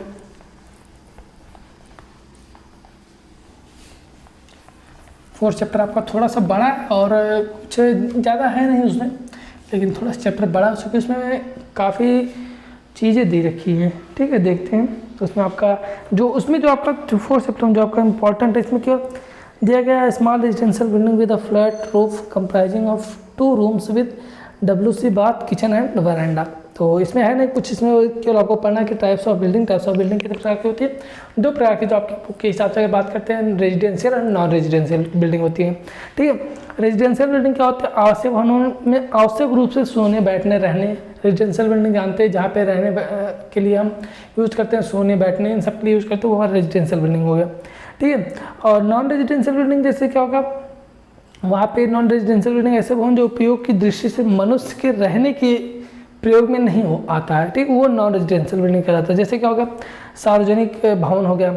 ठीक है, पब्लिक बिल्डिंग, कमर्शियल बिल्डिंग, आवासीय व्यवसायिक भवन हो गया, इंडस्ट्रियल बिल्डिंग हो गया, रिलीजियस या फिर हिस्टोरिकल बिल्डिंग हो गया। यहाँ सब आप रहते सोते खाते पीते नहीं है, नहाते नहीं है, यहाँ पे बेसिकली काम होता है। ठीक है, क्या होता है, काम होता है, आपका नॉन रेजिडेंशियल बिल्डिंग कहलाता है।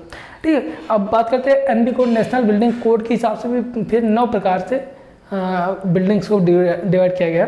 ठीक है, एक class A, class B, class C, class D, इस तरीके से I तक 9, आप सभी को J तक 9 बिल्डिंग को बताया गया। देखिए सबसे पहले बताया गया कि क्लास A, ठीक है, जिसको वर्ग A हिंदी बोल देते हैं, एक क्लास A रेजिडेंशियल बिल्डिंग हो गया, क्लास B आपका इलेक्ट्रॉनिक बिल्डिंग हो गया, सॉरी एजुकेशनल बिल्डिंग हो गया, क्लास सी आप सभी का इंडस्ट्रियल बिल्डिंग हो गया। क्लास डी अगर बात करते हैं इंस्टीट्यूशनल बिल्डिंग हो गया। क्लास ई की बात करते हैं तो बिजनेस बिल्डिंग हो गया। क्लास एफ की बात करते हैं तो मर्केंटाइल बिल्डिंग हो गया। मर्केंटाइल बिल्डिंग मीन्स वाणिज्यिक भवन, ठीक है, जहाँ से व्यापार होता है, ठीक है। फिर अगर जी की बात करते हैं इंडस्ट्रियल बिल्डिंग, एच की बात करते हैं स्टोरेज बिल्डिंग, और जे आई नहीं होता, एच आई नहीं होता, जे होता है हजार्डस बिल्डिंग, ठीक है। हजार्डस बिल्डिंग मतलब कि जोखिम वाले हो, जैसे आपका हो गया कि फायर फाइटिंग का जो जहाँ पे इंस्ट्रूमेंट रखा जाता है और जहाँ पे कई सारे ऐसे इंस्ट्रूमेंट हो सकते हैं जो कि घातक होते हैं, ठीक है, वो हमारे क्या कहलाते हैं, वो हजार्डस बिल्डिंग के अंतर्गत आते हैं, जो कि क्लास जे में रखा जाता है, ठीक है, वर्ग जे में रखा जाता है। ये हमारे बिल्डिंग्स होते हैं, ठीक है। तो ये हो गया हमारे। अब कंपोनेंट्स ऑफ बिल्डिंग के बारे में जानते हैं। इन सभी बिल्डिंग्स के बारे में अगर आपको थोड़ा थोड़ा लिखना हो तो आप लिख सकते हैं, ठीक है, इसलिए इसके बारे में बहुत ज़्यादा बात नहीं करते हैं। फिर रेजिडेंशियल बिल्डिंग, अब देखिए आपको कुछ करना नहीं है इस चैप्टर में, आपको बहुत ज़्यादा कुछ नहीं करना है। इस चैप्टर में जो अभी तक हमने आपको बताया उसी का उपयोग दिया गया, कैसे यूज किया गया। अब रेजिडेंशियल बिल्डिंग बोल दिया तो रेजिडेंशियल बिल्डिंग में आपका घर, रूम होगा, किचन होगा, बाथटब होगा, WC होगा और काफ़ी सारी चीज़ें होंगी, ठीक है।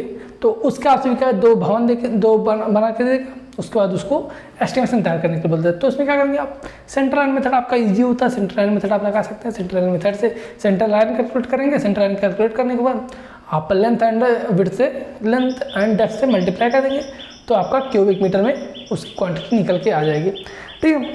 तो इस तरीके से ये आपका होता है। और इसमें फिर क्या है next, earthwork for online canal, ठीक है। अर्थवर्क, यहाँ से आप सभी का क्वेश्चन आता है BD + SG स्क्वायर इस फॉर्मूले से, ठीक है। तो बात करते हैं नेक्स्ट अर्थवर्क की। अर्थवर्क फॉर अनलाइन कैनाल, चूँकि इस चैप्टर से पिछली बार आप सभी का क्वेश्चन आया था, बढ़िया क्वेश्चन आया था और काफ़ी मतलब बहुत रेयर ही जो स्टूडेंट्स रहे होंगे, बहुत ज़्यादा पढ़ा होगा जिन उन्होंने केवल अटेम्प्ट किया रहा होगा उस क्वेश्चन को। काफ़ी क्योंकि काफ़ी क्वेश्चन डिफ़िकल्ट था वो, एक तरीके से जो पढ़े नहीं थे वो नहीं सॉल्व कर सकते, इसलिए आपसे कह रहे हैं सर, ठीक है। तो अब इस अर्थवर्क के बारे में थोड़ा सा बात करेंगे, बहुत ज़्यादा इसके बारे में बात नहीं करेंगे, ठीक है। तो बात करते हैं अर्थवर्क के बारे में। देखिए एक बेसिक फार्मूला होता है, चूँकि आपको पता है कि पता शायद होगा, चूँकि आपने इरिगेशन पढ़ा होगा। इरिगेशन में आपने कैनाल तो पढ़ा ही होगा, अच्छे से पढ़ा होगा। उसके बाद आपने इरिगेशन ड्राइंग भी पढ़ा होगा, जिससे आपने कैनाल का सेक्शन बनाया होगा, ठीक है। कैनाल और एम्बैंकमेंट दोनों सेम होता है, क्योंकि दोनों ट्रेपेजॉइडल सेक्शन का होता है। और ट्रेपेजॉइडल सेक्शन का हमको क्यूबिक कंटेंट निकालना होता है। क्यूबिक कंटेंट कैसे निकालते हैं, BD + ST स्क्वायर, ठीक है। BD एरिया क्या होता है, BD + ST स्क्वायर, इसमें L से मल्टीप्लाई कर देंगे तो वो हमारा वॉल्यूम निकल के आ जाता है। BD + ST स्क्वायर × L, ये दो फार्मूला आप सभी का इम्पॉर्टेंट हो जाता है, ठीक है। अगर पिछली तरह से क्वेश्चन नहीं आया, अगर क्वेश्चन को पूछने का तरीका चेंज किया तो कुछ इस तरीके से आप सभी का क्वेश्चन इस फॉर्मूले से पूछ लेगा, ठीक है। इस फॉर्मूले से आप सभी का क्वेश्चन पूछ सकता है। तो इसमें आप सभी को देखिए B क्या होता है, width of the channel.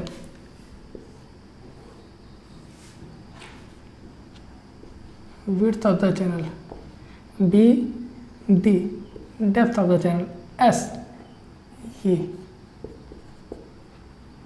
BD + ST square, ठीक है। कहीं आपको इसको देखने को मिलेगा BDM + SDM का स्क्वायर। ये कब आपको देखने को मिलेगा,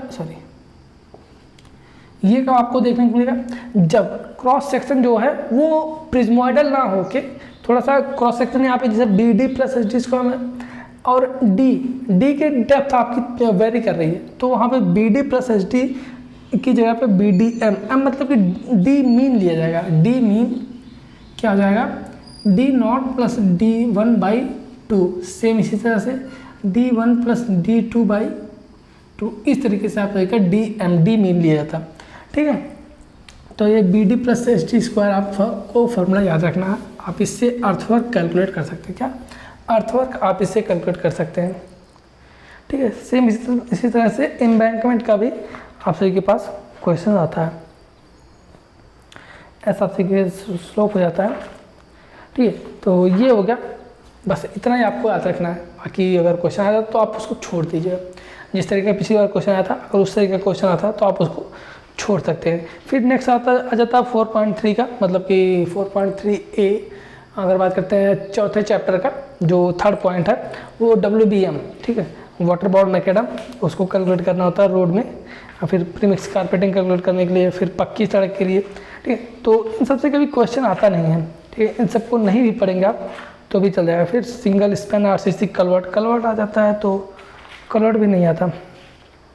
और फिर वही अर्थवर्क की देखिए बात करते हैं, यहाँ पे दिया गया है earthwork for plain and hill road PD plus HD square into length, ये वॉल्यूम के लिए हो जाता है। अब देखिए इसके लिए कई मेथड होते हैं अर्थवर्क जब भी कैलकुलेट करते हैं। तो एक मिड सेक्शनल एरिया मेथड होता है, मीन सेक्शनल एरिया मेथड होता है और ट्रेपेजॉइडल मेथड होता है। ये 3 मेथड्स होते हैं, ठीक है, जिससे आप अर्थवर्क कैलकुलेट कर सकते हैं, ठीक है। मिड सेक्शनल एरिया मेथड क्या होता है, वही जो भी हमने आपको बताया, mid sectional area method BD plus ST square. और अगर बात करते हैं मेन सेक्शनल एरिया मेथड, इसमें क्या करते हैं एरिया का एवरेज लेते हैं। इसमें क्या करते हैं, जब देखिए mid sectional area method, mid sectional area method, इसमें हम करते हैं डेप्थ का एवरेज लेते हैं D1 प्लस D2/2, ठीक है। और D1 प्लस D2/2 ये हमारा DM हो गया। और अर्थवर्क के लिए क्या करेंगे हम DM plus SDM plus BD plus SDM का स्क्वायर इंटू L, ये हमारा क्या हो गया मिड सेक्शनल एरिया मेथड हो गया, जिसमें क्या करते हैं D मतलब कि डेप्थ का एवरेज लेते हैं। अगर हम बात करते हैं second mean sectional area method, mean sectional area method, mean sectional area method में क्या करते हैं एरिया का एवरेज लेते हैं। एरिया का एवरेज AM जिसको बोल देते हैं, ठीक है। A1 plus A2/2, A2 plus A3/2, ठीक है। अब क्या करेंगे, इसमें क्या करेंगे हम L से मल्टीप्लाई कर देंगे। तो वॉल्यूम के अर्थवर्क के क्या करेंगे A1 plus A2/2 into L plus A2 plus A3/2 into L। इस तरीके से क्या करते हैं, ये हमारा मीन सेक्शनल एरिया मेथड निकल के आ जाता है, ठीक है। अब नेक्स्ट हमारा आता है ट्रेपेजॉइडल मेथड, ठीक है। ट्रेपेजॉइडल मेथड क्या होता है, हम बात करते हैं ट्रेपेजॉइडल मेथड की, ठीक। इन तीनों से क्वेश्चन भी आ सकता है आपसे का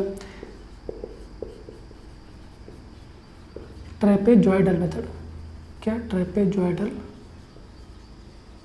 मेथड, ठीक है। ये क्या होता है L/6 A1 plus A2 plus 4 AM,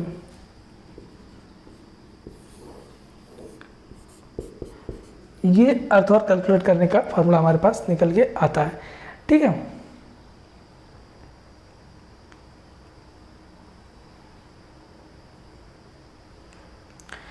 ये हमारा ट्रेपेजॉइडल मेथड होता है, ठीक है। अब A1 आपको पता है BD1 ये A1 की जगह हो जाएगा BD1 ST1 का स्क्वायर प्लस मतलब PD1 प्लस ST1 का स्क्वायर, फिर A2 की जगह BD2 प्लस ST2 का स्क्वायर, ऐसे आपका M तक होता हुआ चला जाएगा, ठीक है।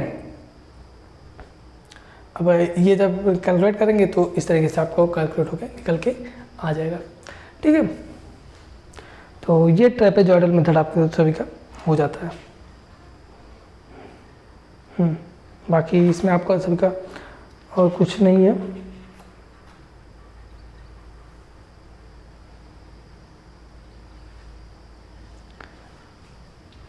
ठीक। तो आई होप कि ये आपको समझ में आया होगा। बाकी देख लेते हैं, क्योंकि इस 4 चैप्टर में आप सभी का कुछ रह नहीं गया है। Estimation of RCC work in beam, RCC power के इन बीम में से आप एक क्वेश्चन याद रखेंगे, क्योंकि बताते हैं आप सभी को क्या याद रखेंगे। इसमें देखिए ये भी थोड़ा सा इम्पोर्टेंट है, ठीक है, लेकिन इसको आप नहीं पढ़िए क्योंकि इसको हम पढ़ाएंगे भी नहीं, ठीक है। RCC वर्क में आपको केवल एक फॉर्मूला याद रखना छोटा सा, कि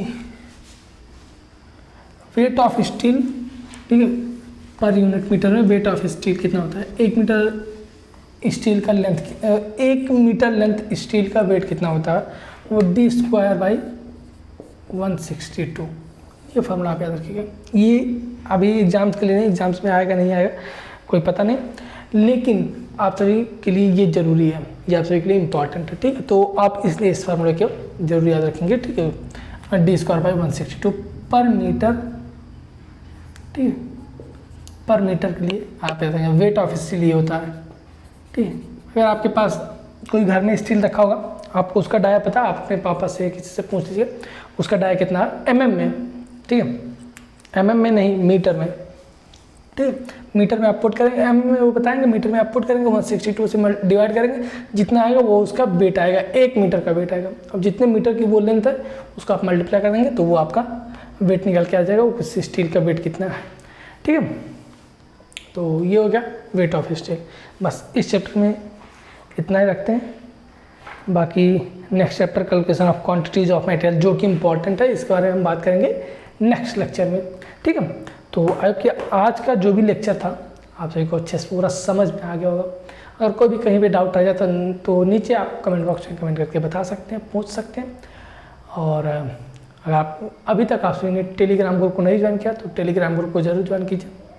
वहाँ पे आप सभी को नोट्स, इम्पोर्टेंट क्वेश्चंस की सीरीज और इम्पोर्टेंट वीडियोज, इम्पोर्टेंट PDF, सारी चीज़ें आप सभी को टेलीग्राम ग्रुप पर मिल जाएंगी, जिसका लिंक आप सभी को डिस्क्रिप्शन बॉक्स में दिया गया है। आप वहाँ से टेलीग्राम ग्रुप को जरूर ज्वाइन कीजिए। और आप सभी का कोई क्वेरी है तो आप हमारे व्हाट्सएप नंबर पर हमसे पूछ सकते हैं, जिसका जो नंबर भी है आप सभी को डिस्क्रिप्शन बॉक्स में मिल जाएगा। और अगर वीडियो आपको पसंद आती है तो वीडियो को लाइक कीजिएगा, चैनल पर नए हैं तो चैनल को सब्सक्राइब कीजिएगा। ऐसे ही अपना प्यार साथ हमेशा बनाए रखिए हमारे साथ। मिलते हैं आपसे नेक्स्ट वीडियो, तब तक के लिए बने रहिए हमारे साथ। धन्यवाद, थैंक यू।